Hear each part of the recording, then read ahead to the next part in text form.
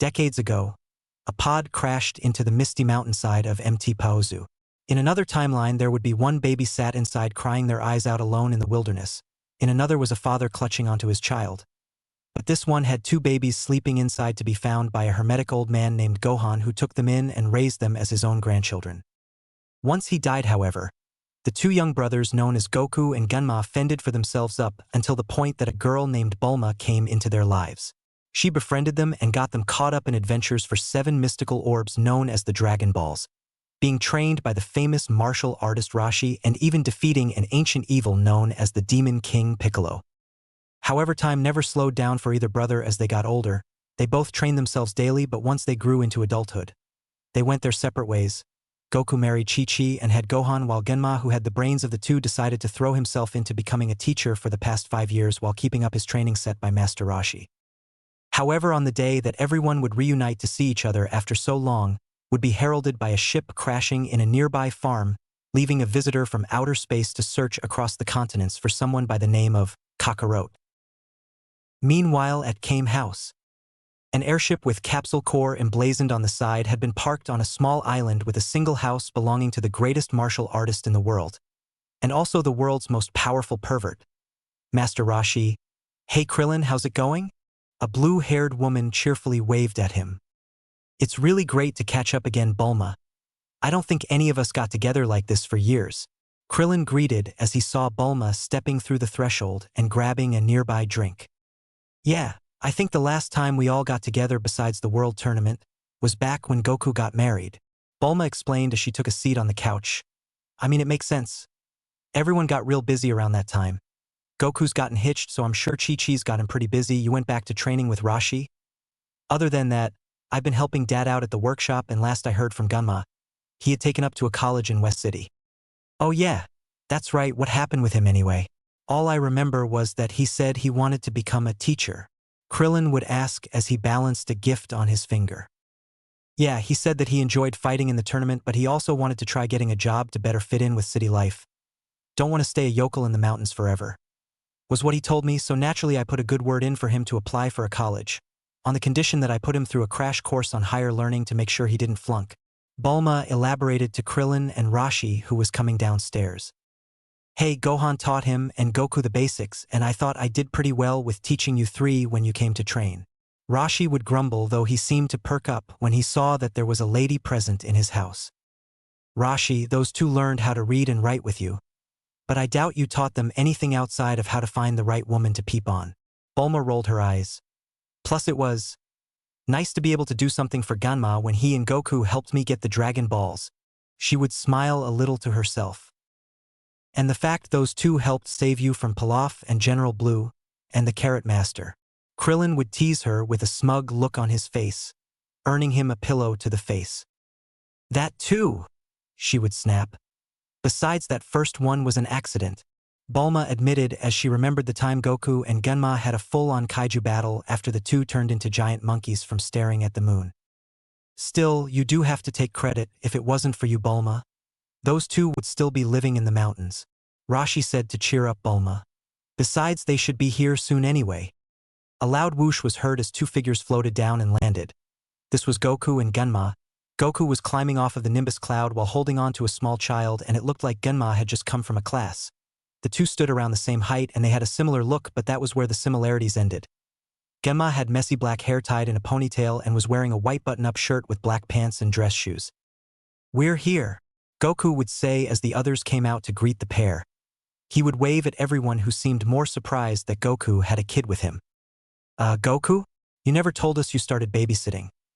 I knew Chi-Chi wanted you to get a job, but I didn't think this was the kind of thing you had in mind," Krillin remarked as he noticed that Ganma was probably the only one outside of Goku who didn't look surprised. In fact, it looked like Ganma was barely holding in his excitement.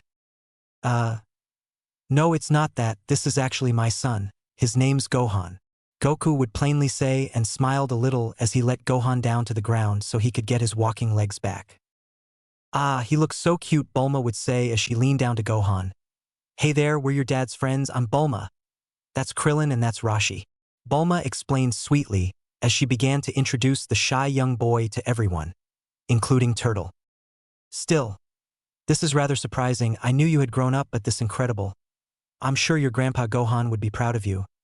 Actually, he'd be proud of both of you, for Goku becoming a father and for Genma improving himself beyond martial arts. Rashi would praise the two with a joyful glint from his glasses. I'm an uncle. I'm an uncle.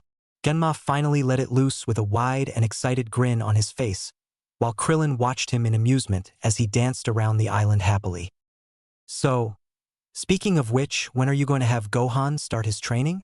Krillin asked Goku curiously, and Genma calmed himself down to listen in. I know he's still little, but he wasn't that much older than we were when we started training with Master Rashi. Actually, Gohan didn't want to. He said that he wanted to grow up and become a Scolia? Goku would try and explain but fumbled the words a little. I think Goku means that Gohan wants to be a scholar when he grows up. Goku told me along the way here that he's going to start studying, and Chi-Chi was wholly on board. Genma did his best to elaborate for Goku. Well, it's certainly different, but you can't really fault the kid if he doesn't want to be like his father and uncle. Krillin shrugged as Bulma carried Gohan over. By the way, why does Gohan have a Dragon Ball on his hat? Bulma would ask Goku as she noticed the shimmer in the light. Isn't that kind of dangerous considering the people who know what they are? Well, you're the only one with the radar to find them, and we've beaten most of everyone who does know about them. Pilaf's not going to try anything. Tao and the Red Ribbon Army have been taken down. Goku rattled off some of their opponents from the past. Most of the RR, we took out the main base, but General Blue did say there were many bases around the world, so I wouldn't count the Moedish. Genma added to it, but stopped partway through as he felt a pit in his stomach. He could feel a presence coming towards the island. It was faint at first, but it was quickly picking up speed and its intensity. Genma? Genma? You okay? Bulma asked as she noticed Genma quickly turned defensive, yet Goku still looked unfazed. Goku, you two did beat Piccolo, right?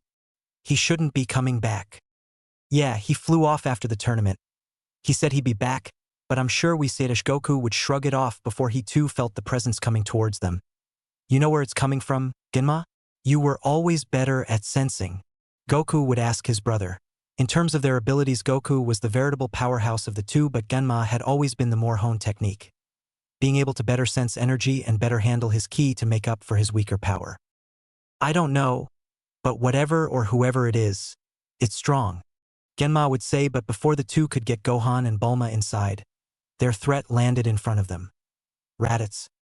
So, this is where you were hiding all this time, Kakawut? The taller man would say as he eyeballed both Goku and Genma. Parsna. So you landed here too? I thought it was all on Kakarot for not conquering this planet in time. But if the two of you were here for all this time and couldn't, then either this planet is stronger than we thought, or you two are just incompetent. Raditz would snap at the two. Who exactly are you? And why do you think you know us? Goku would ask him, both Genma and Goku getting into a defensive stance out of reflex. Wait, you seriously don't know who I am? Did you forget about your mission? Your purpose here on this backwater planet? How could you forget? Raditz inquired with a growing look of annoyance. If you think playing dumb with your brother is funny, then I will need to slap some sense into that head of yours. He would growl as he stared the two of them down. Brother. The others looked at Raditz in confusion, while it looked like the Sun brothers were being thrown for a loop. What are you talking about? I already have a brother and he's right there, Goku defended. And I don't know anything about submission, but if you're looking for a fight, then you need to back off, he would warn. Yeah, besides, it sounds like you've got the wrong people. His name isn't Kakarot and I'm not Parsna. We are Son Genma and Son Goku. We're from Earth, and if you're looking for these people, then they're not here, so go bother someone else. Genma would add, as even though he was somewhat caught up with training, he wasn't going to take chances with a fight. You must have gotten hit in the head a lot, the both of you. Fine, I'll explain it to you. You two are a lot like me. We are part of a warrior race called the Saiyans, and I am referring to you two by your heritage. And it's been decades, but I definitely know you are my brother, Kakarot. You are the spitting image of our father. Raditz explained to the two of them. Goku looked confused by what Raditz was saying, while Genma was still trying to process that he is an alien. I don't know what you're trying to pull, but I don't know about anything called the Saiyans. There's no such thing, Genma would protest at Raditz. We both grew up on Earth since we were kids. That's because our planet and our species no longer exist. A meteor wiped out our planet and killed all but a few of our kind. And I should warn you, the two who know I'm here are infinitely stronger than I am. He would gloat to the two. So then why are you here exactly? Goku asked apprehensively.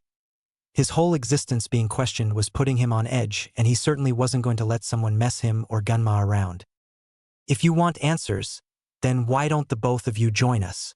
We could use the extra help, and we can start by enslaving this worthless planet, selling it piece by piece. Think about it. You could become conquerors, warlords of the Saiyan race, and we can prove our worth once and for all. Raditz scouted the two, who seemed to become more adamant when they realized what he was about. There's no way that we're ever going to agree to a plan like that, so take a hike. Goku would refuse his offer, with Genma joining him. A shame. But look at that, I never realized that you procreated on this planet too. Raditz said mockingly, smirking when he saw Gohan in Bulma's arms behind the two and started walking towards him. Both brothers moved in tandem defensively to get in front of Gohan. I'm giving you one last chance. Back off or I'll knock your teeth out, Goku growled as he went into Papa Wolf mode. If you even think about putting your hands on my nephew, then I'll send you flying. Genma would add his own threat as they watched Raditz tap the device attached to his head. Kakarot, power level of 334. Parsna, power level of 280. Humph. Not even worth the challenge. Raditz would think to himself and scoff as he continued his strut towards Gohan, before delivering two swift strikes at the duo. A swing of his elbow hitting Genma square in the face and knocking him to the floor with a spray of blood from his nose, while a knee sent Goku flying onto his back. Raditz snatched Gohan out of a petrified Bulma's arms and began to hover in the air. If you want this child of yours back, then come find me within 24 hours, or I can't guarantee I'll stay on this planet for long. And if you change your mind about joining me, then bring about 100 dead humans each to my location to prove your loyalty. Raditz offered the choice before rocketing into the air and taking the crying Gohan with him.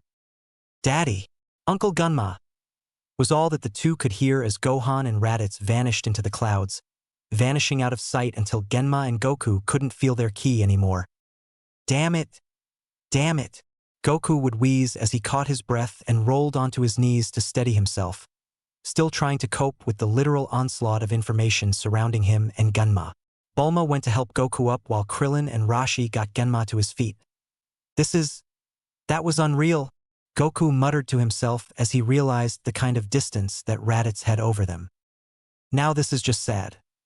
A new voice was heard from the air as Goku and Genma's old enemy from their past came into view, the being who both swore vengeance against them and threatened to come back with the intent to wholly kill them, and the one who begrudgingly helped them stop Garlic Jr., Piccolo. Genma wiped the blood from his nose as he narrowed his eyes at the sight of the big, green man. And you're still impeccable with timing. He snarked back at Piccolo as he watched curiously for any attempt on them both. What exactly do you want, Piccolo? In case you haven't noticed, we're dealing with something more important than your petty grudge. You're more arrogant than last time if you think that I'm here solely for you and that half-wit brother of yours. Piccolo sniped. I was following that guy's energy here and just missed him.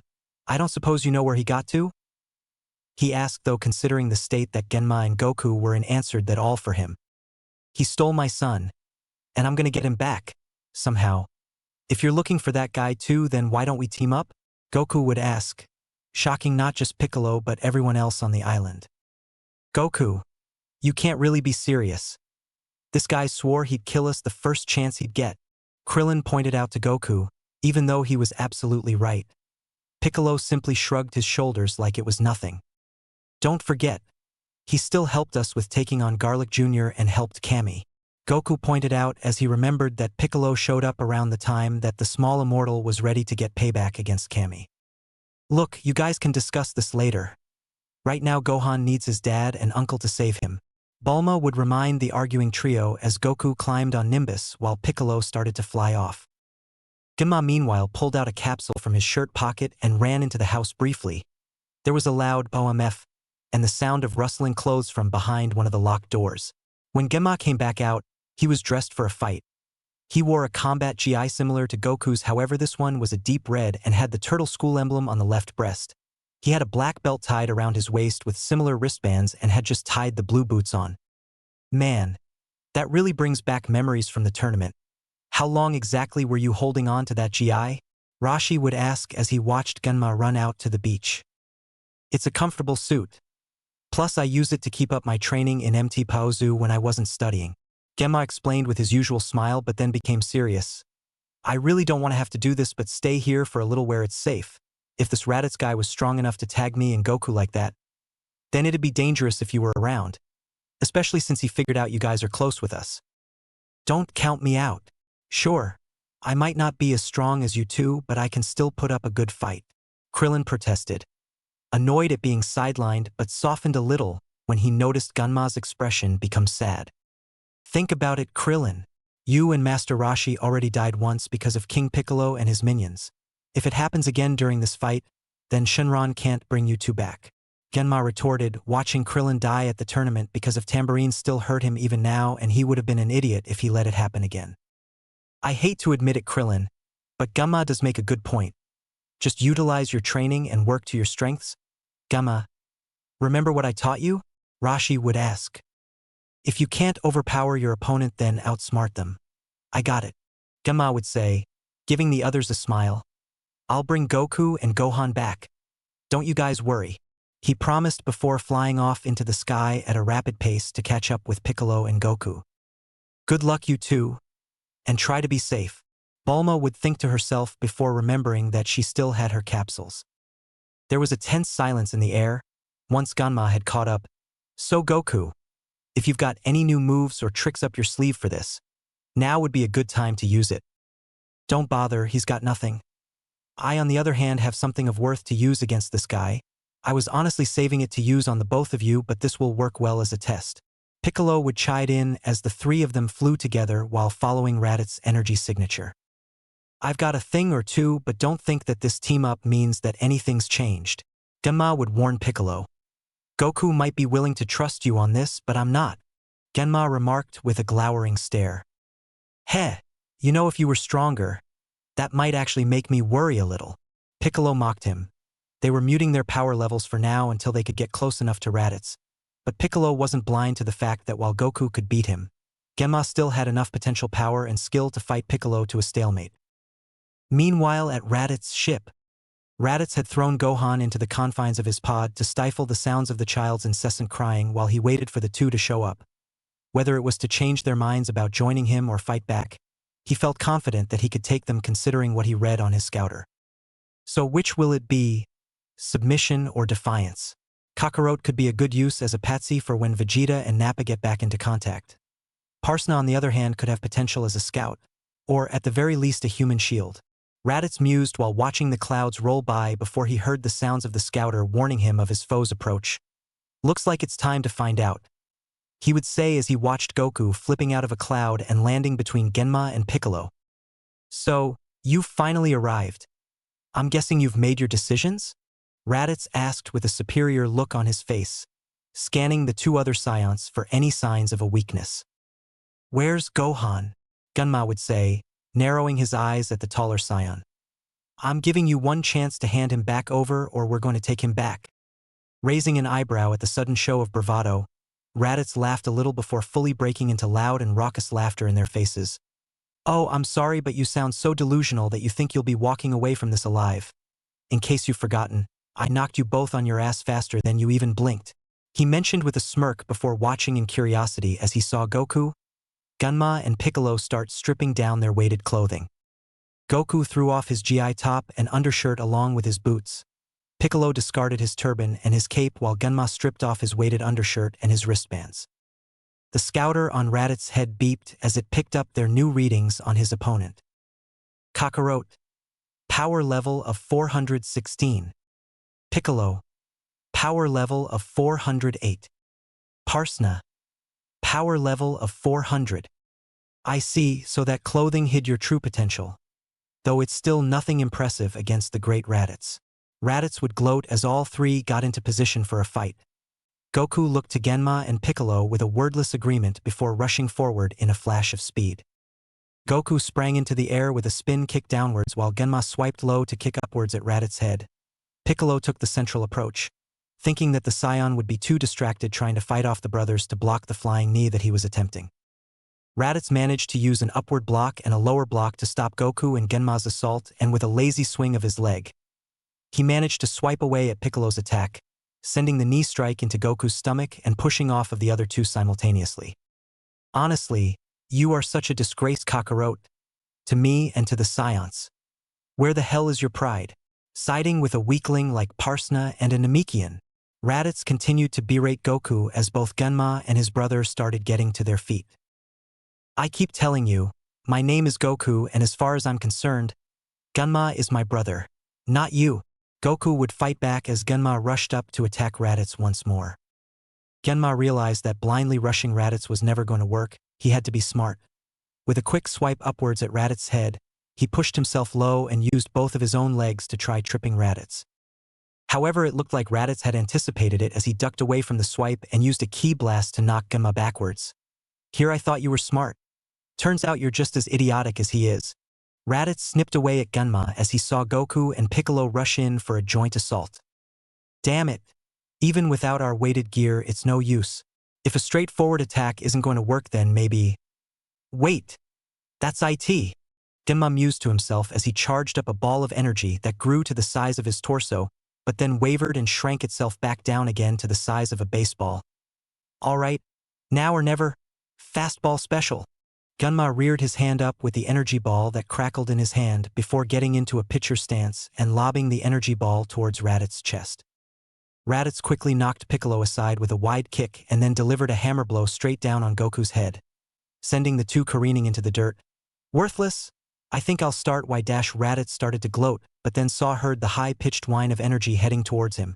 Raditz turned and was ready to defend, but he saw a small energy ball zooming towards him and laughed condescendingly as he waited for it to get close enough to bat it away. Genma smirked, however, as he aimed towards Raditz. Gotcha! He would say quietly as he made a flicking gesture with his two pointer fingers. The orb quickly shot forward like a bullet with a blinding speed. Raditz could barely track it as his hand moved too slowly to deflect the energy ball, and as a result, it dug itself into Raditz. The bad news was that the Saiyan had stumbled with surprise and it ended up hitting a non-vital spot in his abdomen, but the good news came in the form of seeing a furry appendage shake as Raditz staggered backward in pain. Jh, that one actually hurt a little. I think I'll start with you if you're just going to keep hitting me with pot shots like a space bee. Raditz yelled at Genma. The hell's a space bee? Genma would have a thought before Raditz immediately closed the gap between them and then slammed his fist deep into Genma's abdomen, knocking out every square inch of air from the less powerful Sun brother and making him hit the floor with a less than ceremonious wheeze for air. You know, I actually thought you were smarter than this Parsna. A more rational weakling would have turned tail, but you still have that Saiyan instinct to desire a fight. But that is all that links you with my brother. Raditz would comment and snark as he pressed his boot down on Genma's chest. You keep calling Kakarot your brother, but you have no idea what kind of delusion that you are stuck in. The only thing that makes the two of you related is the fact that you were born on the same day and kept in the same batch of incubation pods. Raditz sneered. His sadistic side really wanted to twist the knife more while Genma was down.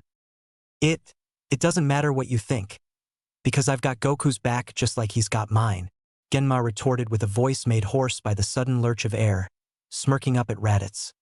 Which is more than I can say for some heartless bastard like you. Raditz was about to aim a ki blast right at Genma's head, but he was suddenly bounced off of him as Piccolo and Goku landed a direct flying kick into his back. Genma, you okay? Goku would ask as Genma staggered to his feet, holding a thumbs up as he did. Why yeah, I'm good. This got the blood pumping more than my usual training. Genma joked as he looked to Goku. Besides, I have a plan. If he's anything like us, then that wrap around his waist is his tail. If we can grab it and give it a good squeeze, then we can catch him off long enough to land a good hit on him, he explained. I don't suppose you have anything good for that, do you? Goku asked him quizzically. Because I can grab it, but I don't think I've got any new techniques. I've got something, Piccolo would mention as he watched Raditz get up. In all honesty, I was going to save it for later, but I don't suppose I have much of a choice in the matter. If you two can distract him for long enough, then I should be able to get him. That's not exactly good. But fine, if you think it can work, then me and Genma can buy you some time. Goku would agree as he looked to Genma before focusing his stance. You ready? Genma got into his stance as well before sighing deeply. I'm not happy about putting faith in Piccolo, but sure, let's do this. He would admit as the two rushed off towards Raditz, who was getting more annoyed at their persistence, while Piccolo began to focus his energy for his newest move. This brat better be worth it if I have to put up with you too, Raditz would say, but blinked in surprise when he watched Goku and Gamma move fluidly around each other. Gamma went for a low leg sweep as Goku used his shoulders as a springboard to deliver a double-footed kick straight towards Raditz's face. Blocking Goku's high kick meant that he stumbled on his back foot a little from Genma's low kick. Raditz then decided to swing his leg up to try kicking them both.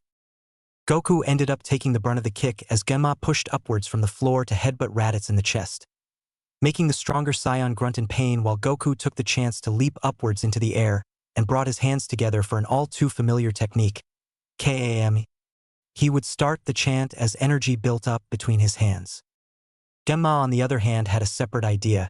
It wasn't a strong move, but all he had to do was catch him with it, and it'd stop him long enough. All right, focus it. Remember to let it flow through you. Genma thought back as he lowered both hands down to his sides and closed his eyes in focus. The core of his ki began to crackle and form as the palms of his hands started to spark with ki. When he formed his fingers into a claw shape, he made the sparks form and spiral in his hands quicker and more erratically before he finally had two full hands of what looked to be a shining blue lightning before thrusting them outwards. Mankoku Kyutenshu, roared Genma as he released a shroud of blue lightning towards Raditz. Hey Amimi! Goku was still charging up as the ball of energy in his hands was growing bigger and bigger. Between watching Goku jumping in the air and trying to keep a watchful eye on Piccolo, Raditz was not ready for the blast of lightning hitting him with a blinding flash. The sensation of his body stinging all over was bad enough, but Raditz also had the realization that his body wasn't responding to him as well as it could. The beeping on his scouter alerted him that Goku's power was starting to rise higher and higher. Hold on. 6:15, 7:40, 9:24? Come on, move. Move. Raditz would realize the threat considering that his own power was at 1,500 and while not life-ending, it would be bad if he got hit dead on. Raditz decided to rear his own hands back. Shaking with the feeling of electricity through his body and moving abysmally slow, he gathered red balls of ki in his hands before thrusting one up at Goku and another at Genma. Double Sunday, Raditz screamed out as he threw all his strength to not just push the crippling hold off of him but also to stop Goku from injuring him. Ha-ea-ea!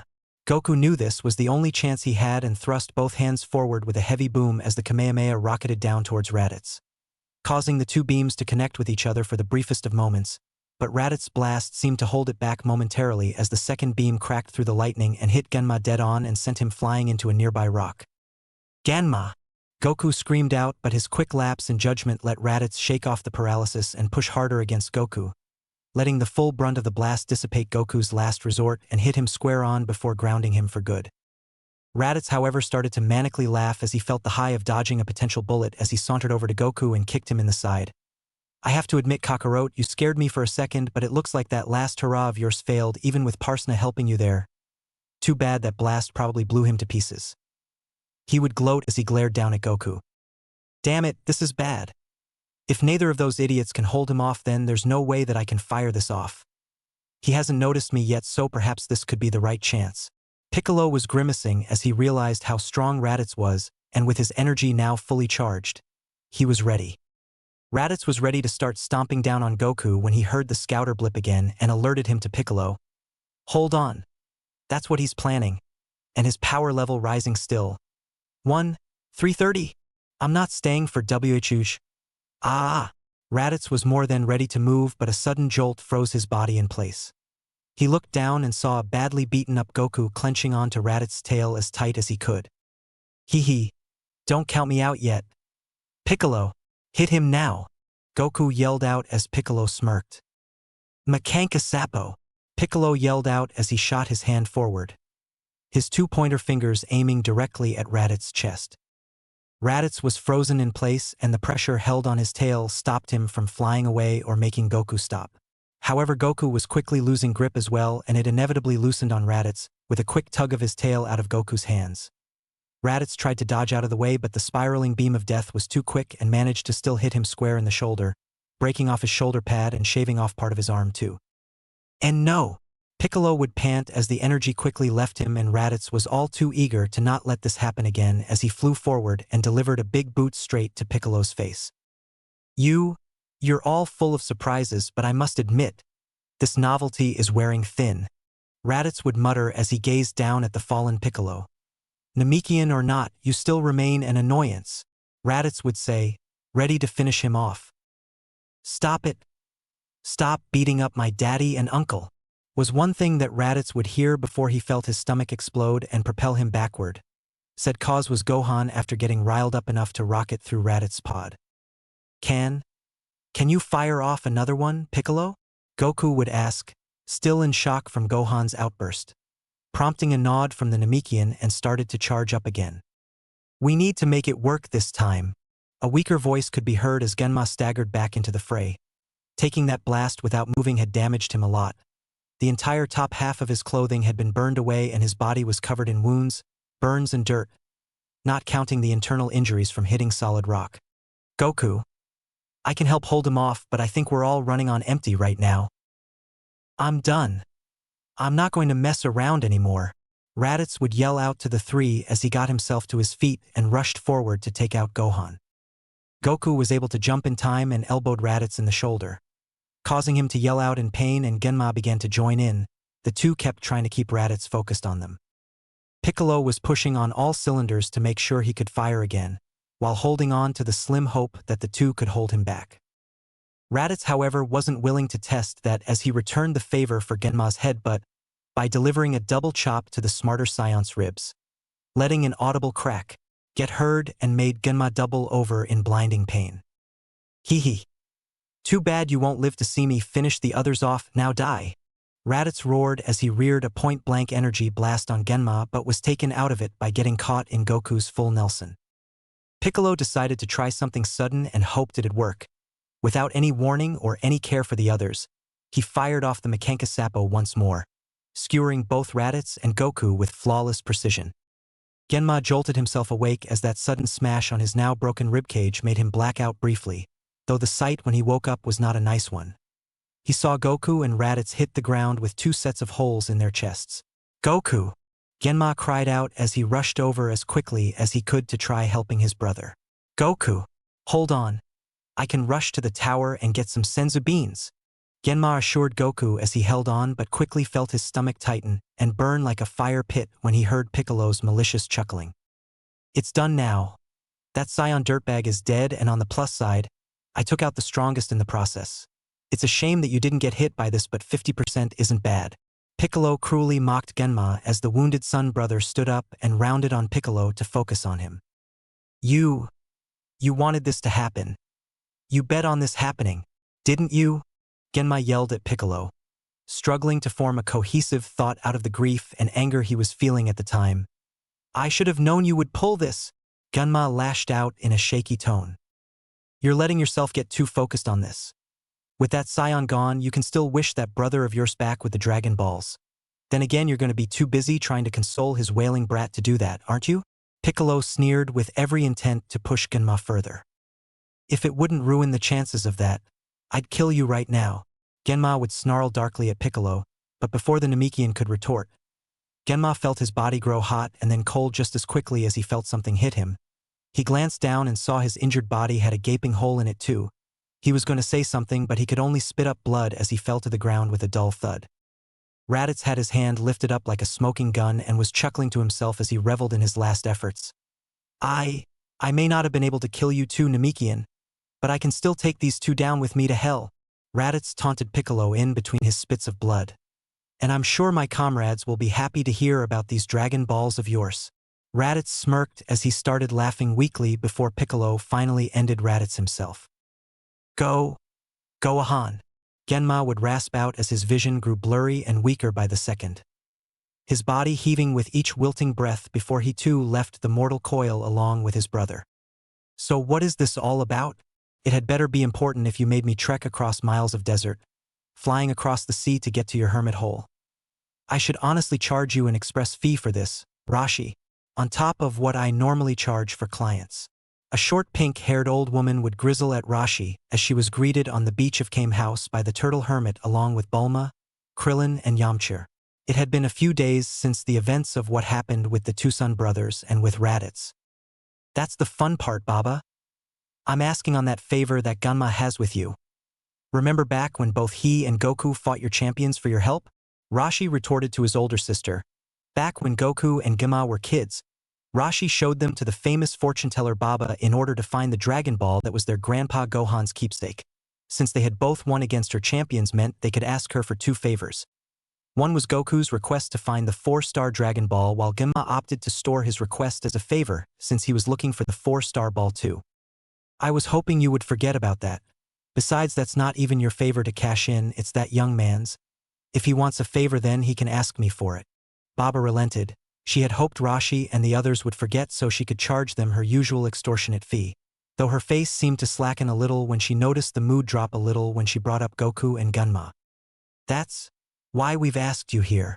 Krillin decided to speak up, explaining to Baba about Goku and Ganma being Saiyans, their death and the potential threat of more Saiyans coming for the Dragon Balls. We were hoping, since you have the ability to speak to spirits, that you could pass on the message to them and warn them before we use the Dragon Balls to wish them back. I see. It is a shame, they were nice boys after all. Baba sighed as she grabbed her crystal ball. Very well, I can pass on the message to the two of them. Just a moment, she said before vanishing. Meanwhile, in the heavenly check-in station, Goku and Ganma were both stumped, Ganma more so as they had been taken to a giant reception area in the afterlife by the Guardian of Earth, Kami, and staring up at King Yema, a giant red demon who judged who goes to heaven or hell. Needless to say, it was a shock for Goku and an existential nightmare for the educated Ganma. So you must understand, Lord Yema, I want to put in a good word for both Son Goku and Son Ganma, who have tirelessly defended the world from each threat that came before. I see. Yema mumbled to himself as he placed a small pair of glasses on and leafed through a pocketbook filled with a list of names coming through to the afterlife. Son Goku and Ganma. No egregious sins. No acts of malice taken, and as far as what I can see, these two are more than welcome to enter heaven, or if you wish, then there is an alternative. Yema explained, though he and the other souls were surprised to see Baba pop in out of nowhere. Hold it right there. Don't enter the light yet, Baba yelled as she looked to the numerous taller people around her. Oh, I see we haven't got that far yet. Well, that's good because there's something I need to pass on. Goku and Ganma were already well aware of the Saiyans coming to Earth, but the fact that they were arriving within the year made it clear that resting on their laurels in paradise would be the wrong thing to do. Lord Yema, sir? Ganma decided to speak up awkwardly. Considering that these Saiyans are coming to Earth, I don't think it's the right idea to go to heaven yet. Then it's settled. I'll tell Rashi to start gathering the Dragon Balls. Baba clapped her hands together but was quickly stopped by Kami and by Yema. Well, I think I have an idea for you that might work, Yema would say as he then swept a large arm out towards the door. Out there on Snake Way leads to the greatest martial artist in the galaxy, King Kai. If you wish to train yourselves, then you've certainly earned the right to. Kami then chimed in. So you two can go there and train yourselves as much as possible, and then come back here in a year's time. I should be able to help you two bridge the gap back to the world of the living. Kami would then look to Baba, who was confused about this new plan. So I think if that's the right plan, then tell the others to hold off on wishing us back. At least for the whole year anyway. Goku suggested with Kami giving an approving nod. But we need to give this our all. I'll be sure to tell the others, so don't you worry. And consider this favor repaid, Baba remarked as she vanished from the check-in station. I should warn you though, running on Snake Way is no easy task, and if you fall off then you'll end up in HFIL. Yema warned the two. HFIL? Goku and Ganma would both ask in confusion as Kami raised an eyebrow at this. Oh, hell. I need to get these glasses checked. Yema would correct himself as he nudged open the doors into the expanse that was Snake Way and the rest of the afterlife. You just follow the path and then you'll find King Kai. Best of luck to you both. Ganma and Goku then rushed off the edge and onto the giant stone snake to begin their long trek towards King Kai's planet, each step filling them with more resolve to get back and save their friends. Back on Earth. They're not coming back? Bulma yelled as she grabbed onto Baba in desperation when the fortune teller told them the news. Look, I gave them the message as you asked, but they said they're going to be doing some training over there, so I wouldn't worry so much. Baba repeated herself from before. If anything, you should worry about what you're going to do next, she would say before poking at Yamcha and Krillin's chests. I hate to be the one to say it, but Baba is right. If these Saiyans are anything like that one before, you'll need to train yourselves like crazy, Rashi mentioned as he watched Bulma tinkering with Raditz' broken scouter. Maybe you should visit Kami then? Baba suggested. He already knows about everything and he's not going to turn away the additional help, she pointed out before she vanished with the crystal ball. Do you think it was a good idea to not tell them about Gohan being with Piccolo? Bulma asked with concern. I know Piccolo's probably the strongest person around for now, but I still don't think it's a good idea. I don't think it'd really make much of a difference. Not to mention there's really nothing either of us can do right now, Krillin admitted. Yamcha, we should see if Tenshinhan and Kaiatsu are willing to do this too. Sure, we can try, but we need to stop at Korin's anyway. Something tells me we're going to need more than a few senzu beans. Yamcha joked a little to a deadpan group before they decided to split off to do their own thing. A few months and a lot of running in the afterlife later. Goku would be helping to walk Genma the last few steps before they reached the tip of the tail on Snake Way. We made it? That's the planet? Goku asked as the two caught their breath. It might be small, but King Yema did say his planet was at the end. We should probably get a running start though, I don't think I can handle hell right now. Genma agreed as they took a mark a few feet back before breaking into a sprint. Taking as big a leap as they could, clearing a good few feet and before they could touch the clouds below. The gravity set in as they were drawn in. We got it! Genma would cheer as he saw the ground closing in on them, but quickly turned to shock when he realized that they were getting faster. Wait! Woho woho whoa. He would try to adjust himself to land properly, but just like Goku did. The pair landed flat on their faces into the grass below with the gravity holding them down. This is heavy. Goku strained himself to try getting up. Being that extra part stronger seemed to pay off as he was able to get himself to his feet in half the time that Genma could. So this is King Kai's planet? It's not quite what I imagined, Goku commented as his brother was pushing himself off the ground. Genma, however, wasn't really paying attention as he was standing on shaky legs and trying his hardest to start walking. Yeah, real weird, he half-heartedly said as he brought another foot down in front of him. What are you doing? Goku would ask as he was standing still, though it looked like he was struggling with maintaining balance. I'm walking. If this place has a more intense gravity, then we need to get used to being here, Genma explained with a good point. It's like that training that Master Rashi made us do with the shark. Start swimming and get used to the water, or we cramp up. Goku nodded in response as he followed Genma's example by walking against the gravity at a snail's pace along the planet. If we think about it, this helps us train, Goku would say in an attempt to be optimistic. Goku, we're struggling to fight back against a planet. I think that's a step down for now, Genma grumbled as he then saw a monkey watching them from under a tree. Is that King Kai? Genma would ask. I know Yema said he would be here, but I never thought to ask for a photo. Goku would take that option up and started to hobble over towards the monkey. King Kai, my name is Goku and that's my brother Gamma. We came here to train and prepare for the Saiyans. The monkey tilted its head before getting up and starting to trot along with very little effort. Okay. I think he wants us to follow his lead, Genma mused as he began to follow after the monkey with heavy steps. You sure that's the right idea? Goku would ask as he watched Genma trying to follow and keep up with the monkey. Goku, over the last few decades, we fought a man-sized rabbit who could turn people into carrots, a mini-immortal demon named Garlic Jr., Pilaf's giant robot, and we just talked to a giant red guy who judges souls in the afterlife. Would this really surprise you? Genma pointed out as he hopped from one foot to the other. That's actually a good point, Goku would say before starting to follow after Genma, the two brothers forming a conga line of a monkey and two grown men struggling to keep up. Genma would feel it slowly getting easier as he lifted his arms up to match the monkey's dancing, though it still felt like he was wearing heavy weights on his arms and legs. Okay. The monkey screeched as Goku and Genma decided to literally ape the ape as they began to okay and eek rhythmically in time with the monkey. unaware that they were being watched by someone from the nearby house. You know, I've heard of monkey see, monkey do, but I never thought it'd be contagious. The plump figure would joke as he walked over to the struggling duo. Goku eyed the new face curiously, while Genma was feeling more than a little embarrassed that someone was watching them both. So, may I ask what the two of you are doing on my planet besides goofing around with bubbles? The newcomer would ask them and stared up at them. Wait, are you King Kai? Goku asked him in confusion as the blue person puffed up proudly. Because we wanted to undergo training, and we heard you were one of the best to learn martial arts from.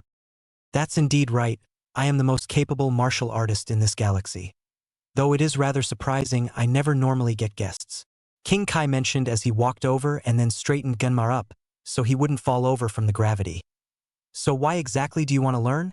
You two are dead, and the next Otherworld tournament isn't for another few years or so. This time it was Ganma who spoke up. I don't mean to sound impatient, but we are in a hurry, and the guardian of our planet suggested you were the right person to teach us, he said before explaining to King Kai about everything regarding the Saiyans and their arrival on Earth. I see. Though I am surprised that there are still Saiyans around. They were all wiped out years ago. But it doesn't really matter about history for now anyway. If the threat is so dire, then I'll train the both of you. But I expect you to put in all effort you can. Starting with getting used to the gravity on this planet. It's 10 times more intense than that of Earth, and this can function like a good first step. King Kai instructed the two as they began their trek around the planet. Each step felt like their bodies would cave in, and a slight stumble would knock them flat on their ass. Genma could feel his bones creak with each staggering walk towards another circuit of the planet. Goku was finally able to move without a struggle after 6 days of persistent exercising, with Genma soon catching up after about 14. The two were already adjusting to the gravity to the point where they could walk and move normally, easily catching up to the next test that was to chase and catch bubbles. Soon after multiple attempts at this, both Goku and Genma were spry and able enough to sprint around the planet and catch the quick-moving bubbles. So now you've both gotten used to the gravity and caught bubbles. Now I can start to show you some of my most capable techniques. Seeing as you two have capable key reserves, it should be fairly simple. The first step in this will be, King Kai began to instruct the both of them. 2 days left until the Saiyans arrive. Genma was struggling on the last hurdle. Both he and Goku were able to complete the Kaioken and the Spirit Bomb training. However, Genma was able to utilize both of them faster than Goku was, but the problem with Genma's Spirit Bomb was that it was nowhere near as strong as Goku's. Where Goku could completely destroy the brick that King Kai threw at him, Genma could only singe the outside since he lacked Goku's power and strength. There's something troubling you, isn't there? King Kai asked as he went over to check on Genma, who was panting heavily after he threw another spirit bomb towards a rock spire. The resulting boom had turned the spire into a partially damaged tower compared to Goku's blown-apart tower. I can't match Goku's power. You said the spirit bomb is meant to destroy evil, but mine can barely even damage it, let alone break those blocks apart. Genma would lament as he watched the block collapse to the ground. You're taking this too harshly on yourself. You can't force yourself to match someone in strength and power alone. That'll just burn you out. King Kai pointed out. You need to work to your own strengths rather than mimicking someone else's. Take this for instance. Remember back when you first started your genuine training and I had you test your power on these? He showed Genma over to a pair of stone blocks. You told us to test our Kamehamehas on them to gauge our strength. Genma would say, though Goku destroyed his, mine couldn't. How can someone be so smart yet dumb? King Kai would lightly reprimand Genma before grabbing his GI and pulling him down to his level. Take a good look at the two and tell me what you see. The Kai quizzed Genma as he pointed at the stone blocks. The most obvious sight was that one block was completely blasted apart. Goku's handiwork, of course. The other stone block was almost pristine except for a singular hole in the middle that was roughly the size of a basketball. It looked like it was bored straight from one side to the other with no snagged parts or friction. A perfect circle. A perfect entry and exit point. It may not have been powerful enough to blow it up, but your blast was able to shoot faster and hollow out the rock clean through, King Kai mentioned as he let go of Genma. Goku may have the greater power than you, but you can make up for it with some better key control. Understand? I see. So it's like using a scalpel instead of a hammer in a way. Genma mused aloud as he looked to King Kai. Exactly, with better key management you'll be able to control how much power you put into each attack, limit how much gets wasted, and more importantly, it can open up a wide range of possibilities. Genma then nodded as he started to gather energy for another spirit bomb while King Kai telekinetically threw another block of stone around the planet and back towards Genma. With a quick build of energy and a throw, the spirit orb spiraled on itself and turned into a spear made of energy, piercing the block like a drill and started to disintegrate the block from the point of contact outwards. And just like that, you made it your own. Though I guess since it does that, I'm not sure it counts as a spirit bomb anymore, King Kai mentioned as he watched the fragments of rock hit the floor. It looks more like a spirit spear now. No, more of a spirit bolt. That sounds better. Genma thought to himself with a growing smile now that he had something, but quickly dropped himself back down again when he saw King Kai start to smile. It looks like you two have finally gotten wished back to life now, King Kai mentioned as he noticed that Goku and Genma both had their halos disappear from their heads. However, this quickly turned into panic. Oh no, this isn't good. How could I have been so reckless? King Kai yelled out as he managed to draw Goku's attention. What's wrong, King Kai? Goku would ask, still taken by surprise at King Kai's sudden outburst. I took all this time to train you too, but I never took your return journey into mind. King Kai was sweating and starting to pace around. The Saiyans will be arriving to your planet soon, he stated grimly as both Genma and Goku were starting to get tense. Wait, how long will it take for us to get back to the check-in station? Kami said he'd meet us back there to teleport us to Earth. Genma asked King Kai, knowing that if Goku asked, it'd take longer. I don't know. I think around 2 days if you really rush there, King Kai said as he then snapped his fingers, turning the two men's GI from the Turtle School emblem to the King Kai emblem GI. Now listen to me, you two. The progress you two have made is astonishing, but with your techniques you need to be careful. Goku, make sure that in your fight, never go over Kaioken X3 unless you absolutely have to, and Genma, that goes the same to you, but never go beyond the X2 mark for your level of skills. Now get going. King Kai made his last warnings before Goku and Genma zoomed off the planet and began their long sprint back to the main gate of the check-in station. Time ticked ever downward as both Genma and Goku moved faster than they could ever believe. With the training they had gone through on King Kai's planet, they felt like they were running on air as miles upon miles of snake way vanished underneath them by the second. Hey, Genma, Goku would ask as he was in a full sprint along the path with his brother. You think we can make it in time? I know King Kai said it'd be a couple of days, but I'm still worried. We can only go as fast as we can. But with the Saiyans on the way in 2 days, we can't afford to do anything but book it, Genma remarked, keeping his head forward. If we had Nimbus with us here, then we could get back to Yema in no time, Genma thought to himself before turning to Goku. Alright, on 3. We spring off and fly at full tilt. Use short bursts so we don't tire out in one go. Genma came up with a plan as Goku nodded. 1, 2, 3. The two yelled out as they made a leap into the air before erupting into a pair of white-blue colored fireballs that started to rise and bounce off of the curves of Snake Way, streaming across the afterlife sky as they reached their peak. True to what King Kai had theorized, their training was more than sufficient to have them moving like shooting stars, but the time still continued to move forward, and as they pumped all their energy to keep moving, the heavenly check-in station was in sight and Genma could see Kami standing at the gates with King Yema watching intently. Hurry, you two! We can get you back to Earth, Kami yelled as he held out both hands for the brothers before they vanished from the afterlife and back to Earth in the living world. On the lookout. Alright, you two. This could be it. Are you sure that you two are ready? Kami asked them as Genma stretched himself out. You don't need the answer to that, Kami. We're gonna do our best regardless. But we should stop by Korin first to get senzu beans for the others, Goku would mention as he then saw Genma near the edge of the lookout and looking rather serious. You can feel their power, can't you? Yeah, Goku, once we get going, we need to put in every ounce of effort that we can into stopping them, Genma said as he jumped off the edge and floated downwards towards Korin's with Goku following after. Hey, you two, take these with you, Korin yelled from the tower and threw a pair of senzu beans as the two brothers caught them.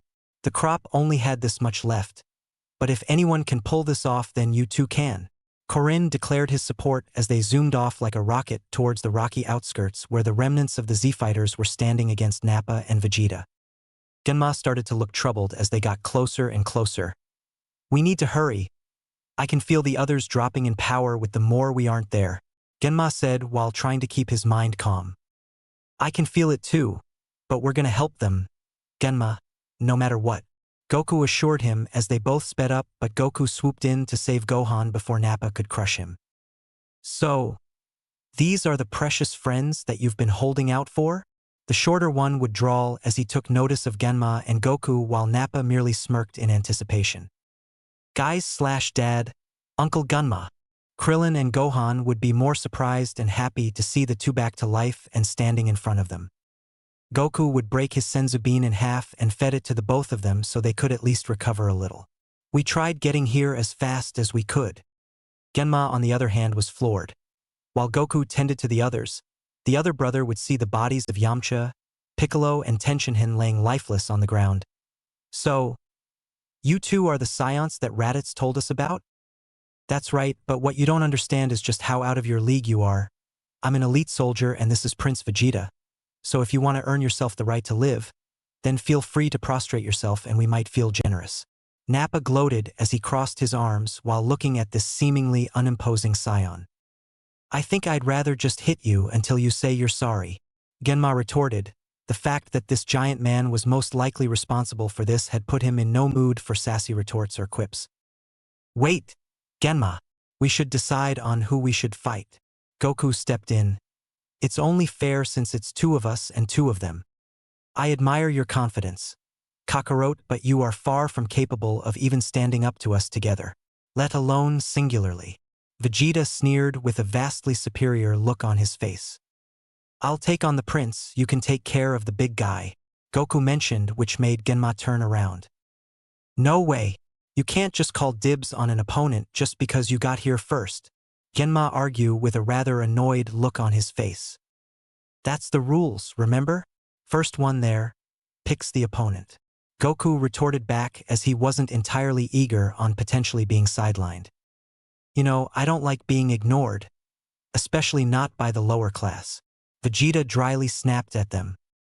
"All right, fine. We choose it on." Genma would start to grumble as he looked back to Goku. "Jan. Ken. Pan." Goku thrust his hand forward in a rock position, while Genma had his the same way. "Tai."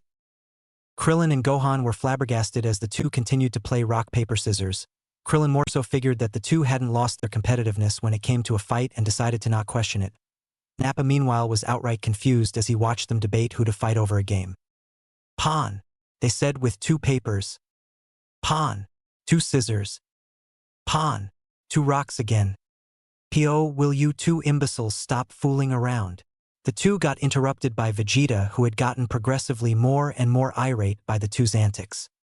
However, this time it was Genma who was irritated as getting thrown off by Vegeta's yelling had made him lose with the scissors to Goku's rock. "All right, I win," Goku cheered triumphantly before looking to Vegeta. "Since I won, I'll be your opponent, but we should move somewhere else. No one else should have to die," Goku explained to Vegeta, with some resignation and a desire to stop Goku's annoyance. The Saiyan Prince followed after Goku to somewhere that they could fight freely. "Hey, I still want to fight too," Nappa complained as he watched Vegeta and Goku zoom off towards the mountains. "That's because I'm gonna be your opponent for this, Krillin, Gohan. I know it's been a while, but you need to get back to the others now," Genma told the surviving two with a hint of hesitation. They flew off and left Genma and Nappa to fight. "But first I have a question." "Ha! A question?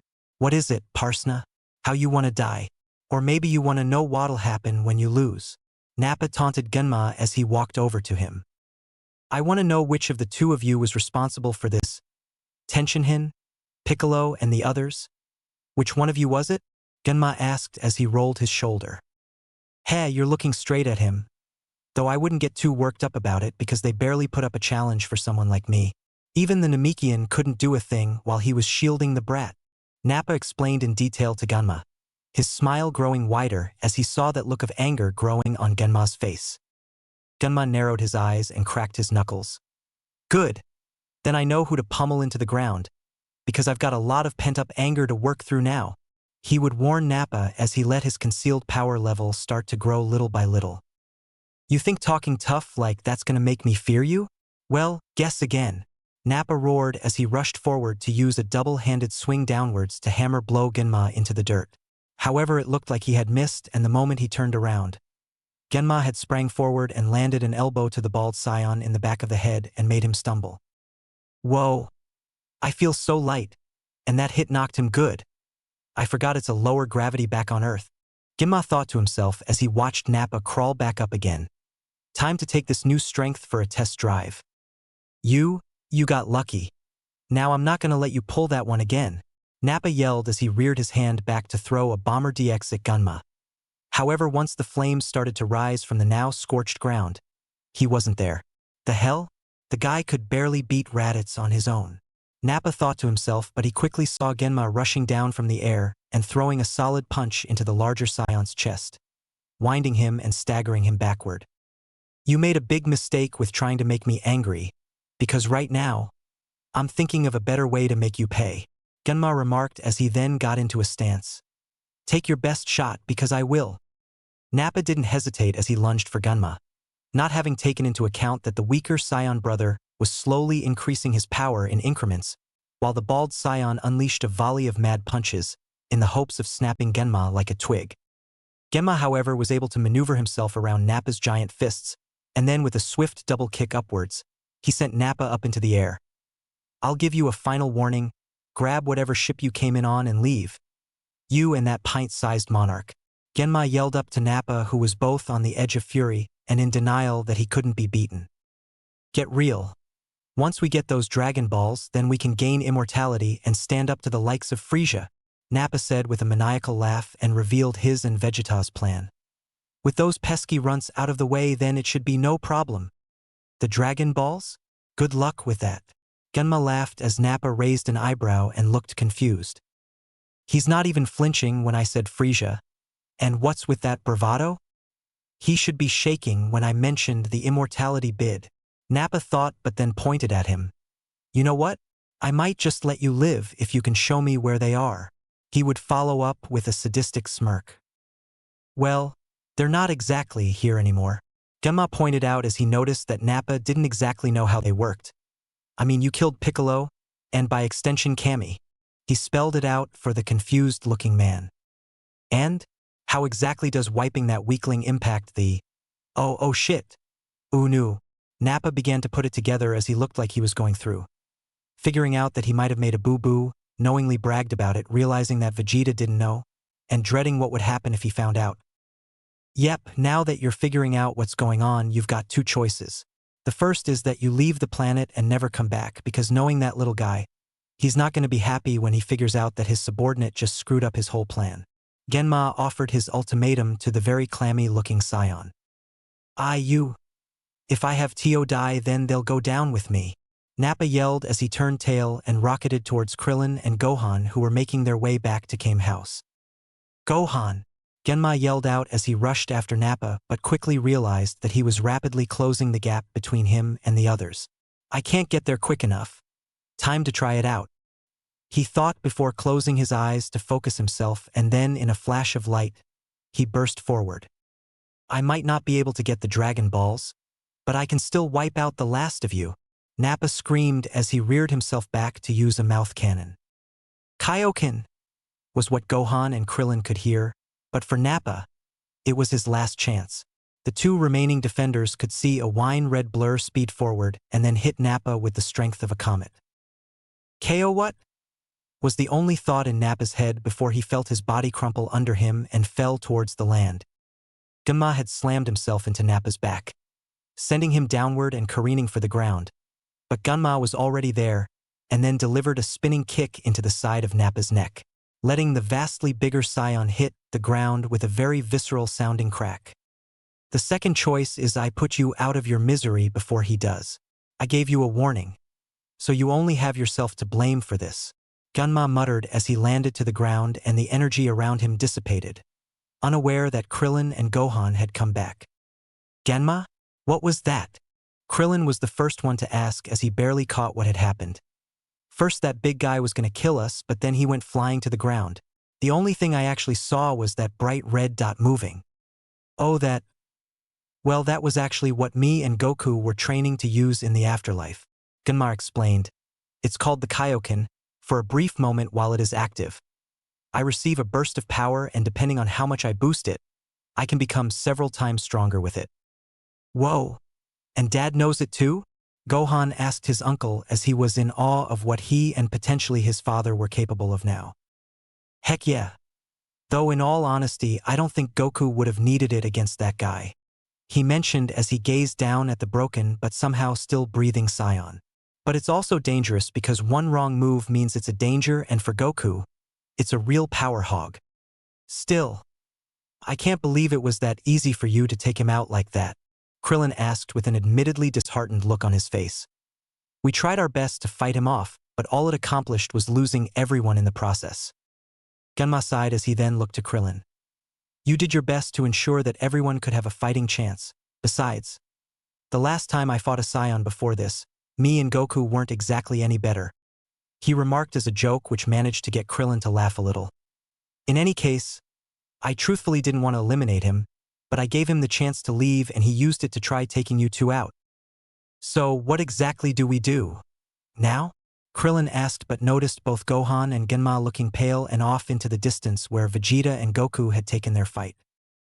Genma could feel it, and once he noticed the look on Gohan's face, he could tell that he did too.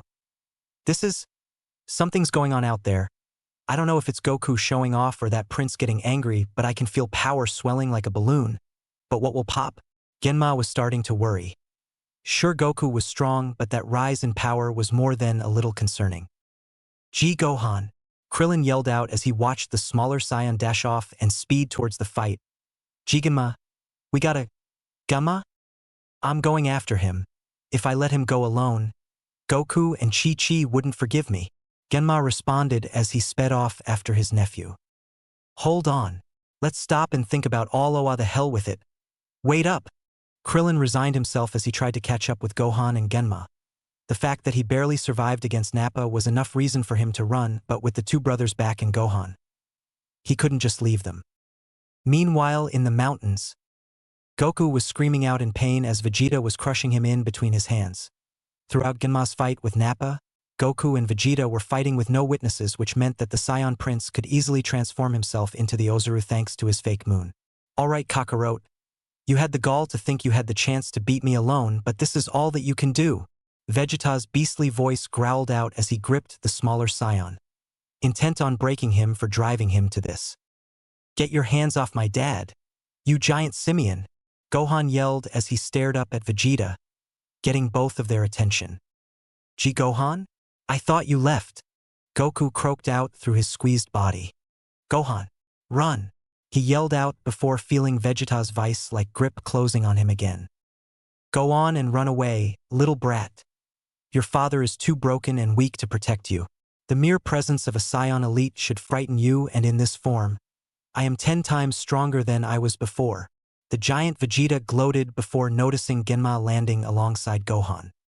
What? The giant ape? Genma was taken aback as he then saw Goku in his grip. Whatever the hell you are, put him down, he yelled out as he got into his stance, not taking any chances with a monster that was the size of a building. Vegeta responded with a very loud and cruel laugh. What do you think you can do as you are, Parsna? You're barely as strong as Nappa, and I am many times stronger. Your only hope to survive is to beg for mercy. Vegeta taunted him as he kept squeezing Goku in his hands. And just like that, I've run out of patience with you. Genma narrowed his eyes as he focused his thoughts and readied himself. Sorry, King Kai, but I'm probably going to overdo this. Vegeta would callously drop Goku to the ground and turn to entertain himself with Genma as he reared a hand up to swipe down on him like an insect, only to find that Genma was gone from his position and that familiar red aura was surrounding him as he rose higher into the sky. Very clever of you to double down on your sibling's trump card, but I am already well aware of your technique. Vegeta gloated as he then shot several mouth bullets at Genma, watching the Saiyan dodge and weave under each one before swinging his tail into him. Genma felt his body erupt in pain as the effects of the Kaioken still hit him like a truck. The fact that his almost prodigious ki control was able to limit the energy drain hadn't done anything to soften the physical impact that the technique had on him. So you know about the Kaioken? Genma wheezed as he staggered to his feet. Well, unlike Goku, I expand on what I learned. Genma clutched his chest. That last hit knocked the wind out of him, but he wasn't going to stop now. Getting into a new stance, Genma brought his left hand back in a fist, and his right hand forward with his palm outstretched like an IO stance. Budokan! Genma would yell out as even Vegeta could feel the ki explode from his body, and the energy from the Kaioken that covered Genma started to change in color, turning from a wine red into a deeper and more darker shade of blue which made him look like he was coated in sapphire flame. As Gohan and Krillin caught up, they had to brace when they felt Genma's power rising higher and higher than they had ever seen from him before. That's Genma, Krillin asked himself as he then rushed over to the injured Goku. Gohan, go help your uncle with keeping. Whatever that thing is distracted, I'll go help your dad. Krillin addressed Gohan while the half-Saiyan started taking shots at Vegeta. Budokan? I don't know what you're planning, but it's not going to work against a Saiyan elite. Vegeta growled at Genma as he swatted away Gohan's blasts and readied to swipe down Genma again only to see he had vanished. This time, it's different. Genma yelled out as that burning blue aura coated his fist, and he sent it hurtling into the giant ape's face, knocking Vegeta off balance and clutching his face. That hurt? It was like a space beast sting, but it hurt. Now I'm really going to kill you, Vegeta roared as Genma flew back for distance. He landed on a rocky pillar and clutched the shaking arm he used to punch Vegeta. Jach, that was a lot harder than I thought. I need to be careful, otherwise I could end up dead. Genma thought to himself but had to snap out of it as Vegeta was already on top of him again. The giant monkey was stomping down towards him and making Genma continuously jump backwards and get a wider berth. This is the truth of all you are capable of, Parsna. Nothing more than just running away and pot shots against someone like me.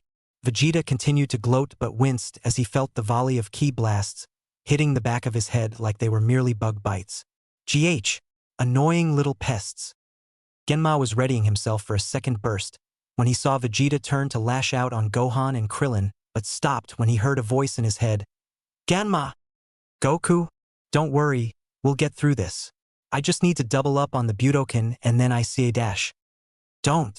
King Kai said if you use it too much then you'll end up breaking your body worse than the Kaioken. I got some energy stored up. I can pass it on to Krillin, but right now, the only way we can take him down is with the spirit bomb. Genma thought on it and nodded as he raised his hands up into the air to start gathering up whatever energy he could and tried to focus it into a singular point on the palms of his hands. Come on. Come on. Just a little can help, he muttered to himself, feeling the energy that lingered from other people on Earth and channeling what little he could into a more physical form, though what he could muster was not enough. Damn it. All I can get isn't enough for a full spirit bomb. But maybe I can get creative with something else. Genma mused to himself as he drew the hand holding the spirit energy in it and cupped it in a similar pose. Kami? Vegeta, however, turned back towards Genma and noticed the energy gathering. No, you don't! He roared and shot off another mouth cannon at Genma, wise to Goku's previous attempt, and instead of blasting away his footing like he did with Goku, he succeeded in hitting Genma head-on, knocking the other Saiyan off of the rock and crashing to the ground in a smoldering heap. Genma had a lot of things on his mind as he crashed to the ground.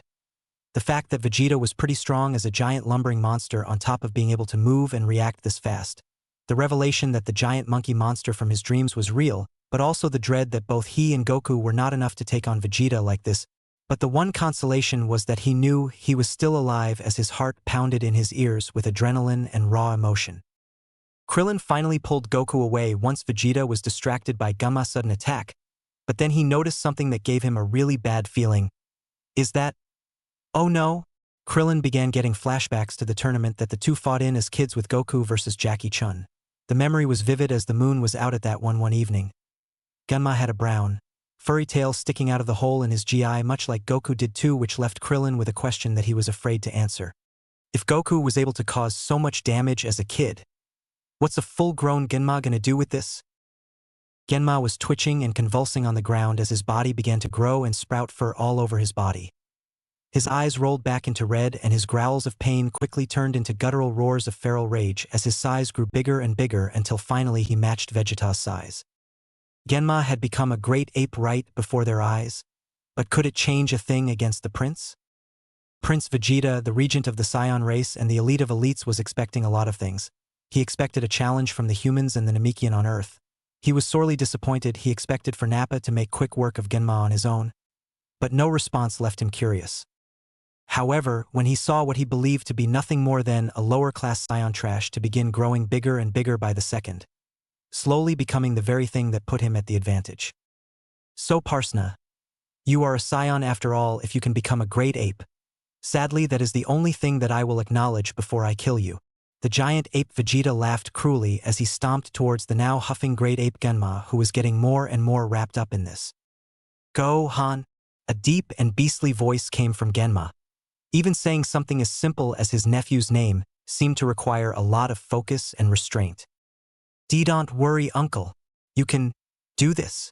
Gohan was unsure what was going on, and now that he was in the presence of two giant apes, it dissipated that feeling of curiosity and replaced it with fear. Gohan! Ruaor! The giant monkey tried to warn Gohan to get away in his wavering moments of rationality.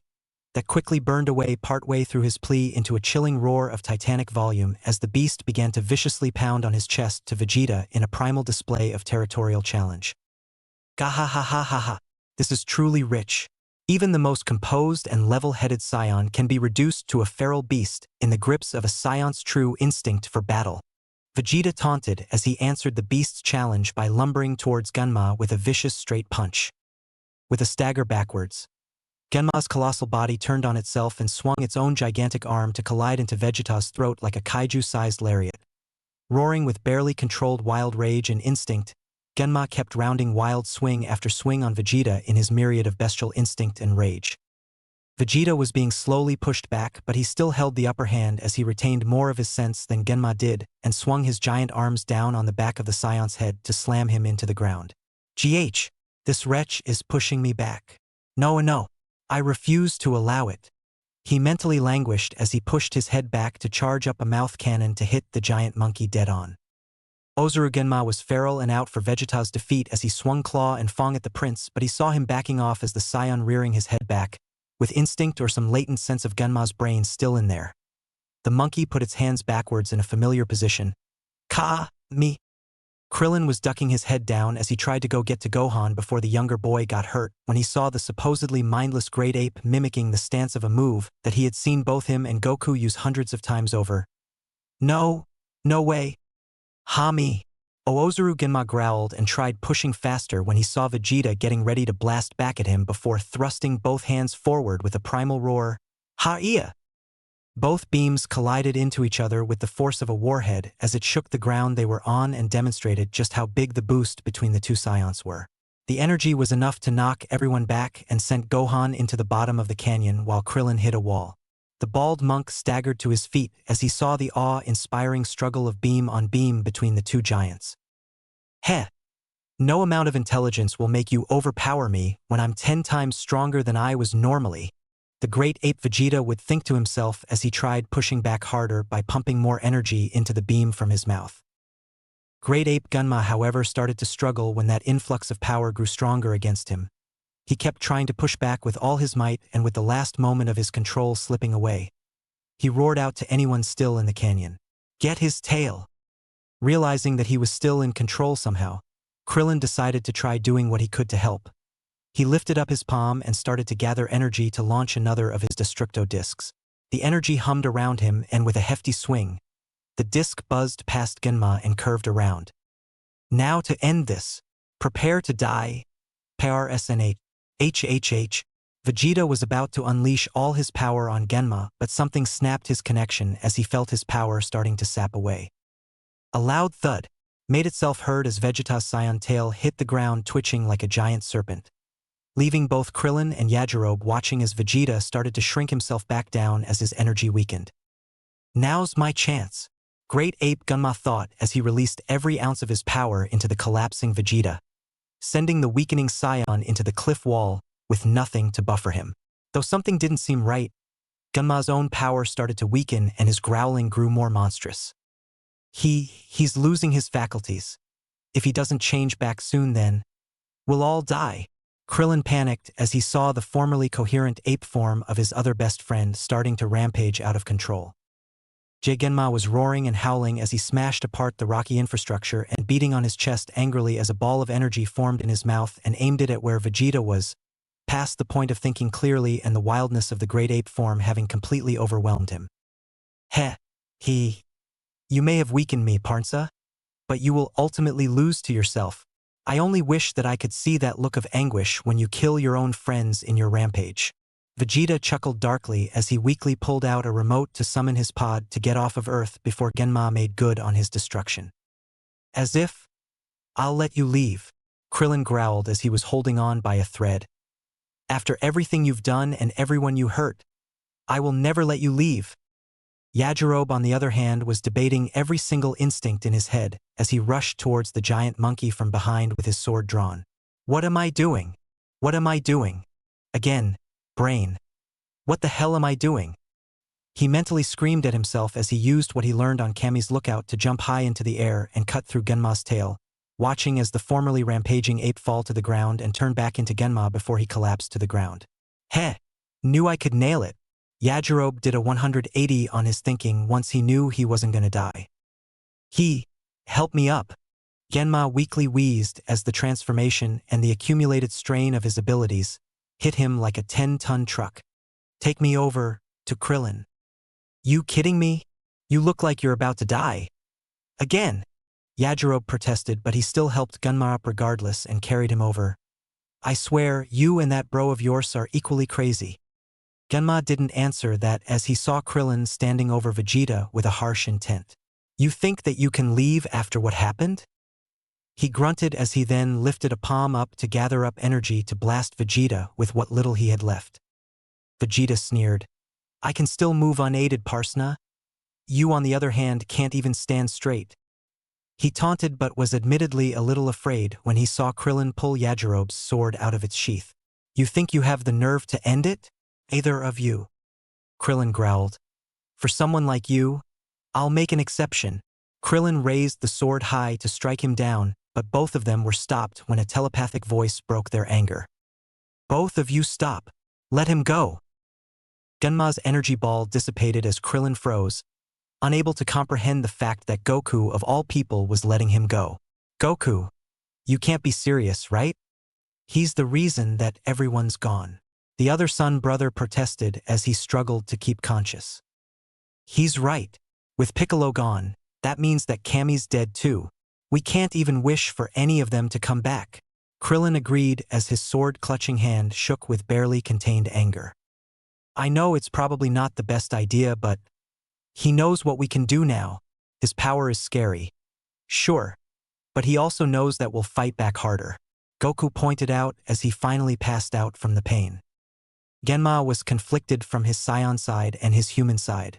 On the one hand, he knew that Vegeta wouldn't sit and take this lightly. However, he also had the smaller but equally strong feeling that if Vegeta came back stronger then, he'd become a challenge to overcome, and something about that excited him a little. Get out! What? Vegeta blinked as he saw Genma's energy ball dissipate and lowered Krillin's arm. You think that I'll just run away like a coward? You'll leave because I'm allowing you to, Genma said with a harsh expression. I want you to understand that you've escaped from this planet because we've shown you the mercy that I don't even know if you deserve any. So if you have any sense left, you'll take it. Krillin was shocked that Genma was taking Goku's side, but he ultimately backed down as he watched Vegeta climb into his pod and sneer at them from inside. You might have barely won this fight, Earthlings, but consider this a warning. When I am back to full health, I will come back, and when I find you two Saiyan traitors, I'll make you watch me destroy the planet you love, and then you'll be the last to go. Vegeta threatened them, cackling weakly as the pod vanished up into the sky to leave Earth for good. Krillin dropped Yajirobe's sword and looked to Genma.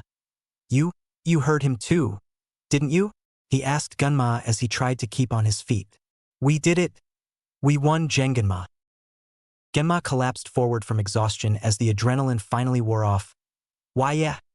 I heard. But right now, We need to get everyone medical attention. He groaned as he then heard Yajirobe rush over with the tattered remnants of Genma's GI. Don't worry, buddy. I found this in your pocket.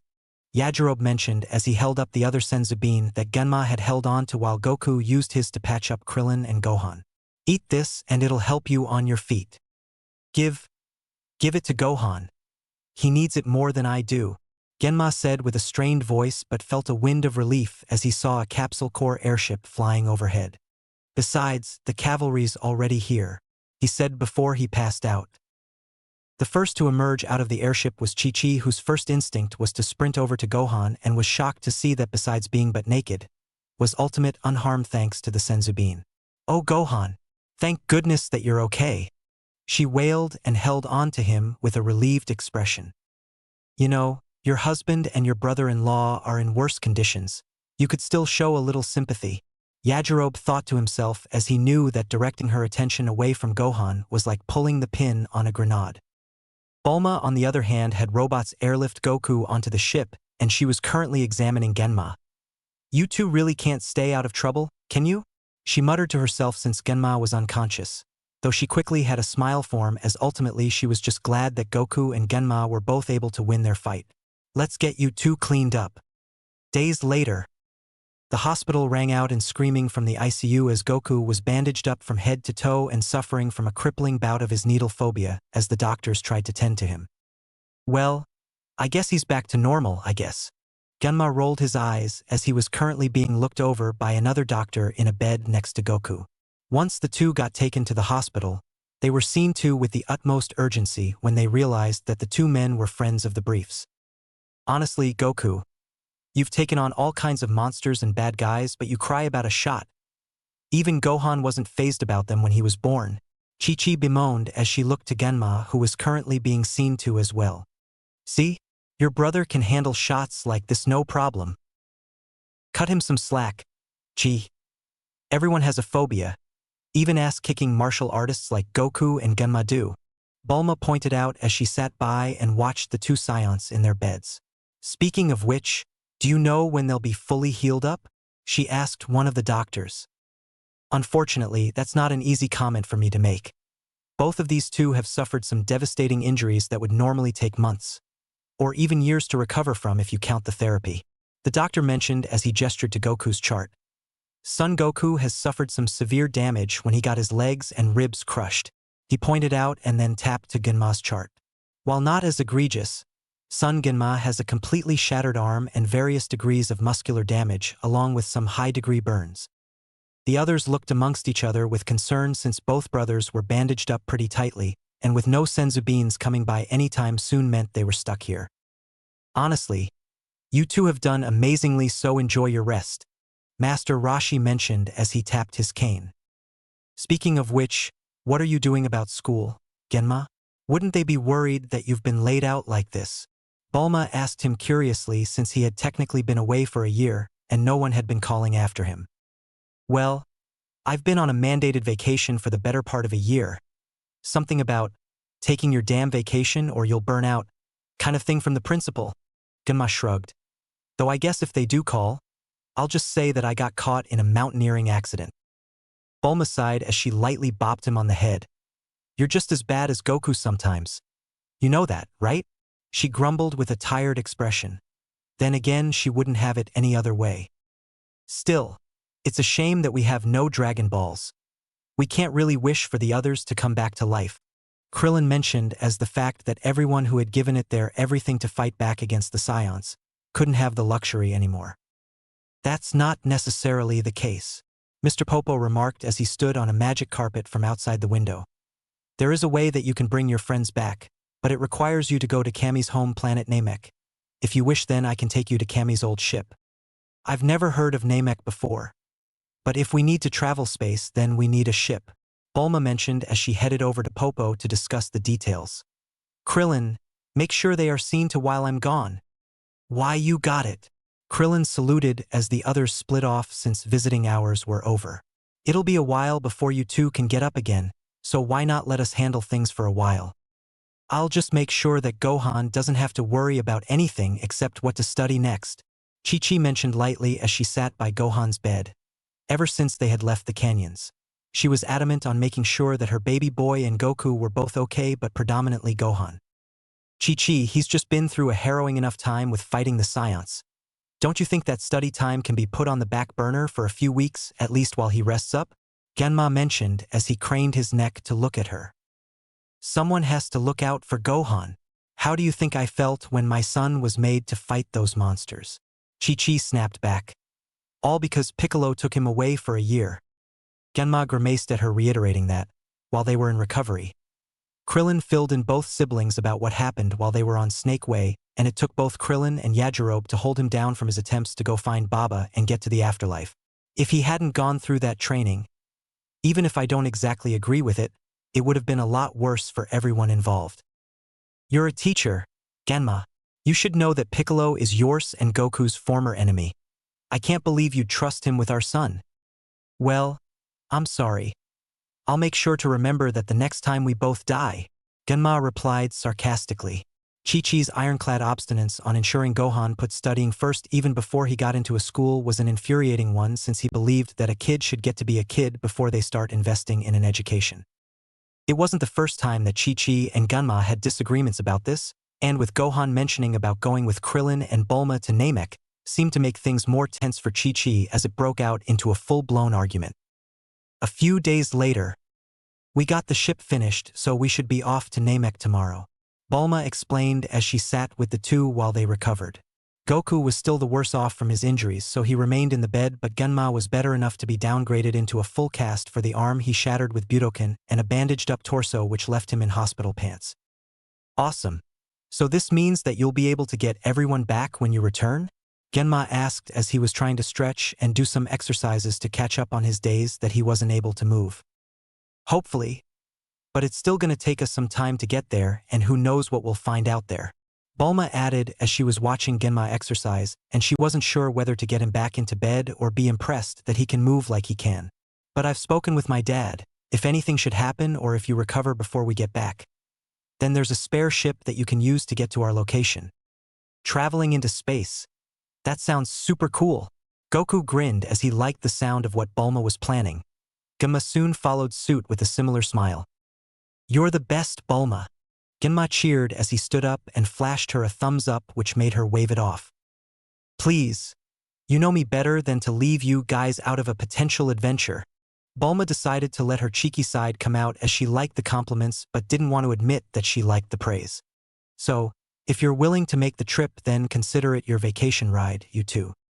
Genma nodded as he lifted Bulma up in a one-handed hug and spun her around with an excited tone in his voice. You hear that, Goku? We're going to space.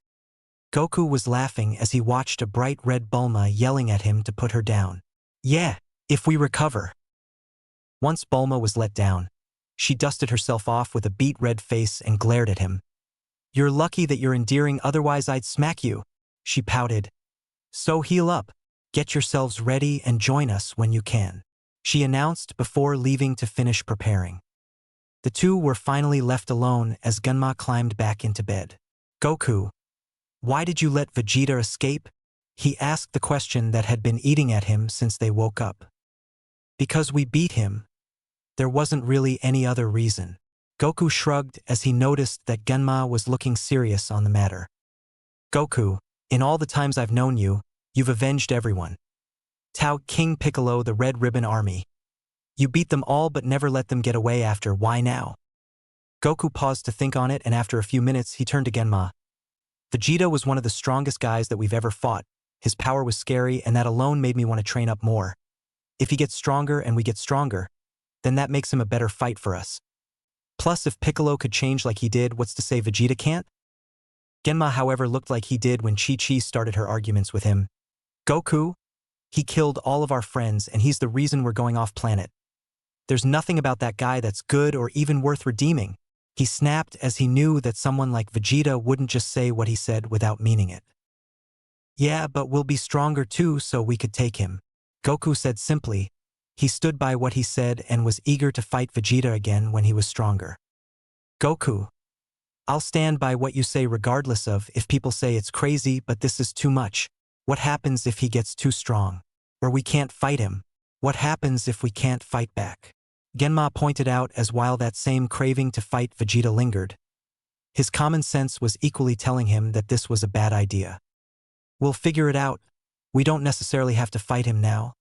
But I know he'll come back, Goku mentioned with a grin at the prospect. Knowing that he wouldn't budge on the matter, Genma gave up with a sigh. Alright, but I want you to promise something. If Vegeta comes back, then we fight him. But if he hasn't changed and does anything to threaten our friends or our planet, then I don't care if he's a stronger fight. I will kill him to ensure he doesn't. Genma then held his hand out to Goku. Promise me this, Goku, and I'll go along with this second chance. Goku realized that Genma was entirely serious and in a small way. He knew that Vegeta could and probably would try, so he reached a bandaged arm out and shook on it. Alright, Genma, I promise. 1 month later. Both Genma and Goku were itching to make it back out there. Genma more so since he was now able to stick to just an arm cast, but both brothers were equally antsy to start moving around again, and with Master Roshi there to visit, it made it a lot more tolerable to handle the assessment on them both. So as far as we know, Bulma and the others have made it to Namek without a problem. But she said that Vegeta is there too, along with someone that's even stronger than him. Roshi explained as Genma was getting his blood pressure monitored. Really? But we're still not allowed out of the hospital. Goku pouted as he was still stuck in bed. He had been able to allow the use of his arms for his good behavior. Actually, I can change that, Yajirobe mentioned as he walked through the door and held out a bulging sack. Thanks to Corinne working overtime for you too, we've got ourselves a metric ton of senzu beans that can get you guys out of bed. I am sorry, sir, but we don't allow outside food in here, and these two are still in too critical a condition to be able to leave the hospital. The doctor protested, but Yajirobe simply tossed a couple of beans to Genma and Goku, who quickly munched them down.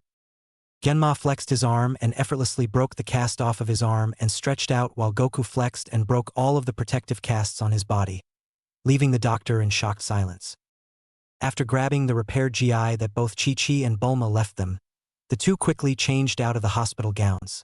Goku, however, jumped out the window and called for Nimbus. I'll meet you at Capsule Core. Nice seeing you, Master Roshi.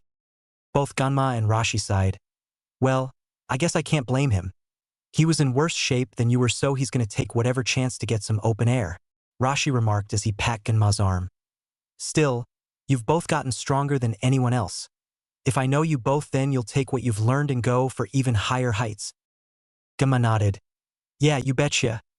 I'll take these with us since Goku forgot, he mentioned as he took the bag of senzu and headed for the window. Make sure you let Chi-Chi know that Goku's okay and that we're on our way.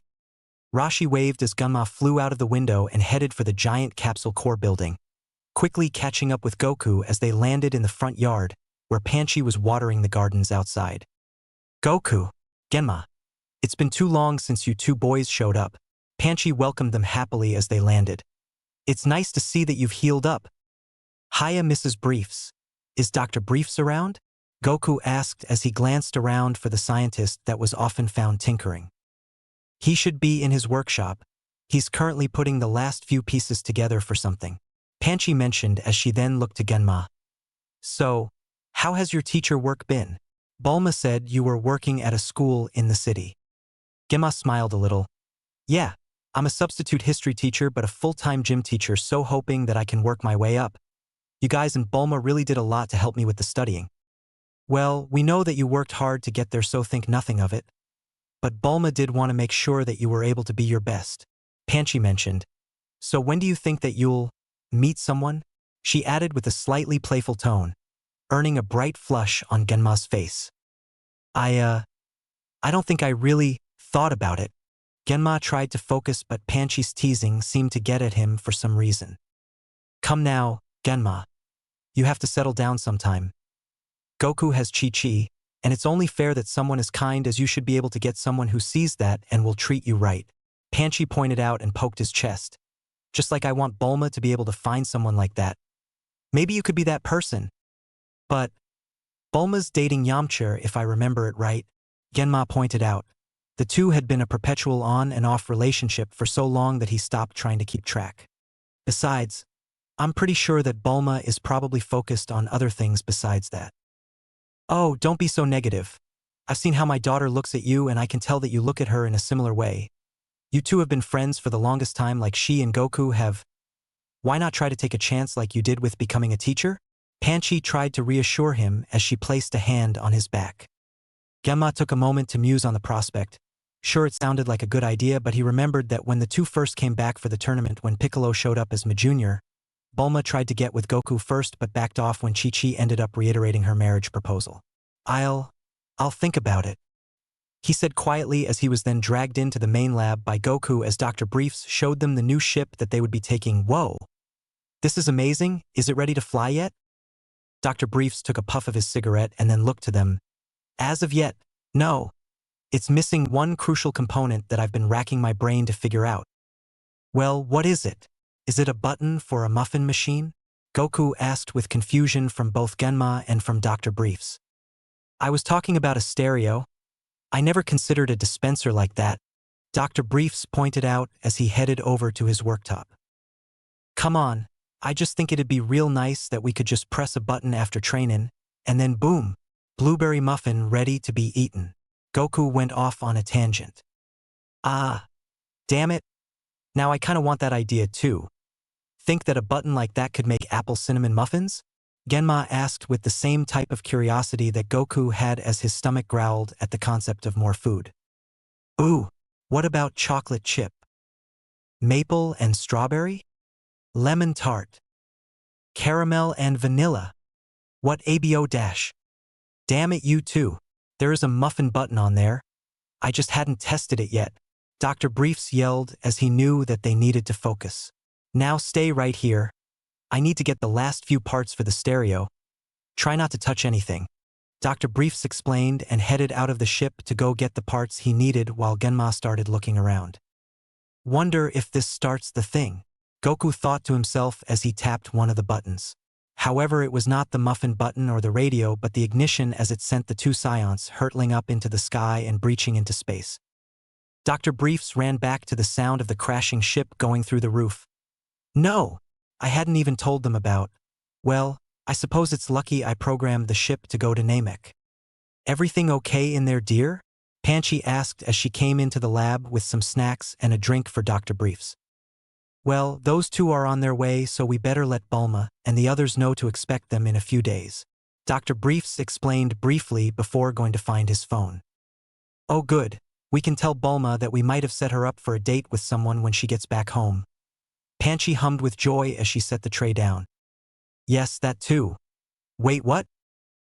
It was a rocky liftoff. Goku had sent them rocketing through space with the engines firing on all cylinders to get moving, though someone else was quick to point this out as Dr. Briefs showed up on a video call with them both. Goku, Genma, what on earth happened in there? I thought I told you two not to touch the start button. I wanted to find the muffin button, Goku admitted with a slight frown since he hadn't found it yet. Still, we managed to figure out that the ship works, so now we just need to get to Namek. Dr. Brief sighed. It wasn't the first time that Goku moved to his own rhythm and thanked his common sense to plan ahead. I would be more upset with you two for tinkering with space travel, but luckily Bulma provided me with the coordinates to get to planet Namek. With the rate that your travweight, where's Gumma? I should probably explain to him about the logistics. Oh, he went into the bathroom. He's been in there for a little while now, Goku pointed out as the chamber echoed with the sounds of dry heaving came about from what was most likely the bathroom. This thing's a lot different than flying Nimbus. I guess traveling in space always has its bumps. I've left some recordings for you too in case you forget. Whatever you do, be careful when you're pressing buttons. There's a gravity control in here and it can go up to 100 times Earth's gravitational pull, Dr. Briefs explained. One wrong press and a twitch will crush your bones into dust if you aren't careful. Don't worry about it, Dr. Briefs. Me and Gunma both trained on 10 times Earth's gravity, so… Wait. We can use this to grow stronger if we can up the gravity, Goku mentioned, but then had a wide smile as he felt like he cracked a code. Far be it from me to question your logic. Just be careful, alright? I don't want to have Chi-Chi and Bulma complaining that the two of you end up crapping out your own spines, Dr. Briefs conceded before hanging up the phone. Hey Genma, I think we have a way to train better, Goku called behind him as the sounds of a toilet flush came through and Genma staggered out with an expression like he had literally threw up his guts. Goku, next time we take a spaceship, I drive. Genma groaned as he stretched out. So what's this new training plan? Goku excitedly detailed what the doctor said about the gravity controls and how to work them. So if we could train on 10 times gravity at King Kai's, we might be able to slowly work our way up, Genma said as a similar grin formed. Goku, you're a genius, but I think that Dr. Briefs is right, we should take this carefully. We can afford to mess up a little since we got that bag of senzu beans, but we should take it slow while training. Yeah, let's go with 10 and work our way up, Goku mentioned as he got into a stance. We got 6 days to get there, so let's not waste time. Genma grinned as he did the same thing and crouched into his stance. I'm feeling more fired up, so let's make this worth it, he yelled out as they clashed against each other. The days quickly trod along as each sparring match slowly built them up little by little. The two Saiyan brothers quickly went in their stubborn ways to fight and move enough to get up to 100x Earth's gravity and move with ease. There is no fake Namek. Moving on. It was rounding up to the 6th day and Namek was almost in sight. The training area, however, looked like a bomb had gone off with the floor cracked and certain parts dented in, with both Genma and Goku panting heavily from their last training session. And that makes 60-59 to you? Genma conceded as he bumped fists with Goku and they each took a senzu bean. Goku? Genma? Are you two there? Hey King Kai, long time since we spoke. We just finished training. Goku grinned as he straightened up. Yeah, I noticed. It's always a marvel with you Saiyans. Every time you guys nearly die in battle or reach your limits, you always seem to come out stronger. King Kai noted as he then spoke to them both. I've managed to come across your friends and they made it here to my planet. They told me that you guys were planning on using the Namekian Dragon Balls to bring them back. Yep, once we touch down on Namek, we can go fight Vegeta and get the Dragon Balls to use them, Goku added with that added excitement that he would fight Vegeta again. Goku, Genma, I need to warn you both that what you are approaching on Namek is nothing like what you encountered on Earth, King Kai explained gravely. There is someone else on Namek and I can assure you that they are much, much worse than even Vegeta. Someone worse than Vegeta? I honestly doubt that can be done, Genma admitted. Vegeta did a ton of bad things to threaten the planet, so I don't think it can get much worse. Oh, it can, King Kai retorted. This person is known throughout the galaxy as the most terrifying conqueror and one of the evilest type of person that could exist. I need you to promise me, both of you, that you will stay away from this person and do not engage if you don't have to. If they're on Namek, then we're probably going to be dealing with them anyway, Genma pointed out. I can't promise that we'll avoid them, but if they threaten us, then at the very least, we will defend ourselves. Just stay away from him. Avoid Frisia at all costs. The telepathic link cancelled itself as the two landed on the blue grassy plains of Namek. Their abilities now greater than they had ever made them before, and from what they could feel, there was trouble. Genma, we should move. I can feel the others getting weaker. Genma nodded as he and Goku powered up and rocketed off towards the dimming power levels that were Krillin, Gohan, and Vegeta. Nearby, Rikum was having the time of his life. He had won the rock, paper, scissors match against the rest of the Jinyu force, and he was now currently watching Gohan twitch on the ground after breaking the child's neck with his leg raised to crush him. Not too bad, little runt.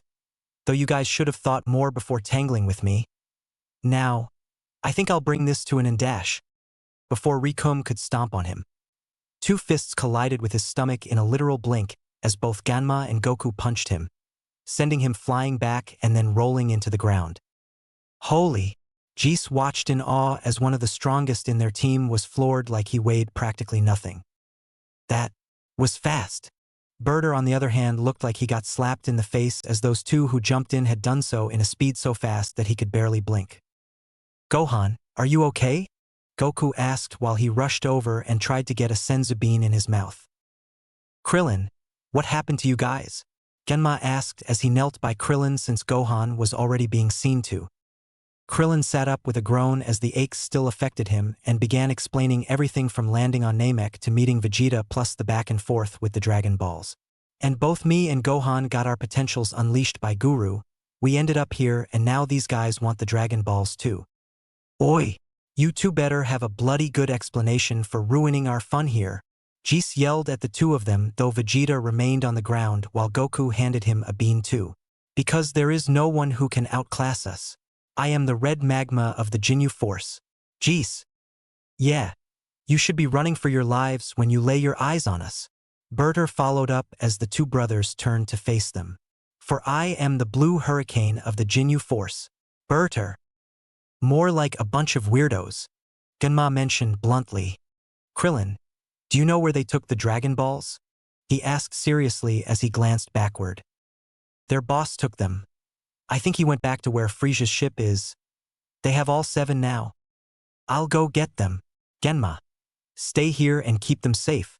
Goku yelled as he and Vegeta both flew off in the same direction. Though Goku had gone after Captain Ginyu while Vegeta decided to deviate after a few miles to go get the Dragon Balls from Frieza's ship. Hold on. You're telling me that you're gonna face us on your own? The both of us? Jis taunted him as he cracked his knuckles. Works for me. I'll bet we can take this guy alone without even breaking a sweat even if we don't team up. Berter agreed with a snake-like smirk on his face. Genma remained serious and watched them stance up against each other before rushing at him with a quick combo of attacks that synchronized with each other, blocking each one and casually evading them even though they were considered some of Frieza's top men. Jis, however, doubled over when Berter's punch got ducked under and it hit the red member square in the nose. Berter, watch your swings. He yelled out in pain as he nursed his bruised face. Sorry. But I was aiming for his face. Berter apologized as he saw Genma standing in front of them. So, you guys wouldn't happen to know what your boss is going to use the Dragon Balls for, do you? Genma asked curiously as he glanced around. Because in all honesty, we need them more you guys do. Why you don't have the right to act so casual when you're up against the Ginyu Force? Look at you, it's taking everything you have just to dodge our attacks. Jis taunted him with a smirk before tapping his scouter to read at Genma's power level, though what he saw had him barely able to contain his laughter. Power level of 30,000? He's barely any stronger than Vegeta. Little did the two realize that Genma had been concealing his power level like Goku had been, but he wasn't going to admit it outright. And like I told Vegeta once, I don't need to be powerful to beat you too. He then gathered up balls of lightning in his hands and started to shoot them off towards Jis and Berter, though since he was broadcasting his techniques. Both members ended up dodging each ball and laughing as they realized that they could toy with him. I think we should put him out of his misery before he embarrasses himself too much. Berter smirked as he geared himself up for the blue hurricane technique. You get ready to blast him when I knock him upward. Jis nodded as he gathered up energy for a crusher ball technique and heard the sounds of a clash below. That's my cue. His thoughts stumbled a little as he saw a familiar blue body shooting upward like a champagne cork.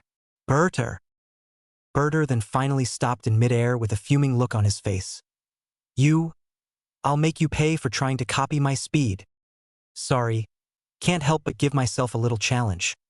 Besides, it's your fault that you're not watching yourselves carefully. Genma grinned as he warned the two as he brought 2 fingers and his thumb up like he was going to snap.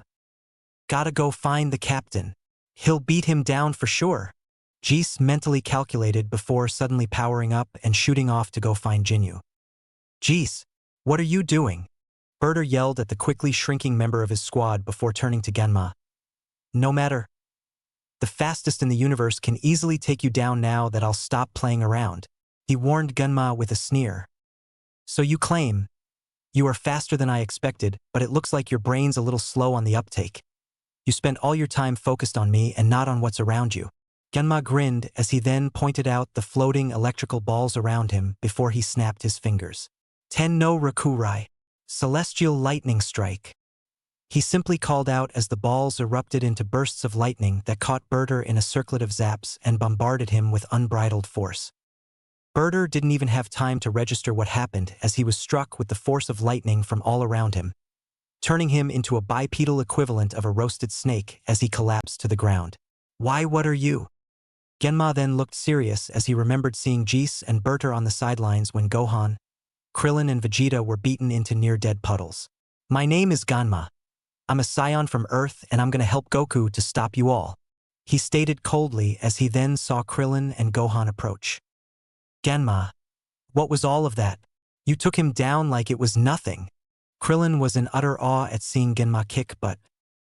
Well, after we got released from the hospital, we made the trip to Bulma and Dr. Briefs to get to Namek. We ended up using the gravity controls to better train in those 6 days it took to get here. But how exactly did you do that? If you set the gravity too high, then it'd break your body. Gohan asked with a valid point. Well, Yajirobe gave us a ton of senzu beans, so we took them when we felt like we overdid it, but also making sure we had enough in case anything happened. Genma elaborated and smiled. But now I think I might have overdone it back there. Well, you did kill him with several bolts of lightning, so it was a little much, Krillin mentioned as he pointed to Berter's body. I know how to hold back. I just didn't realize how much, Genma explained as he finally decided to tell them how much the two had grown. Because according to King Kai, Saiyans can apparently grow stronger with the more times we come back from the brink. Me and Goku ended up getting super strong. How would you know that? Gohan asked. I don't like bringing this up because it feels kind of conceited, but Dr. Briefs installed an energy sensor on the ship in case one of us went out of control. Right now my power level stands at 100,000. Both Krillin and Gohan were flabbergasted that Genma was able to get that high. But what about my dad? Did he get stronger too? Well, Goku was originally 8,000 when he came back to life, and because he got more damage than I did, he is currently sitting at around 120,000 now. Genma added, since even though it was a steep boost, Goku was still the stronger sibling. Wow. No wonder you guys took down that big guy so easy. Hey, there he is. Goku's on his way back. Krillin cheered as he waved to the approaching Goku. However, he didn't see the problem that Genma and Gohan could see and feel.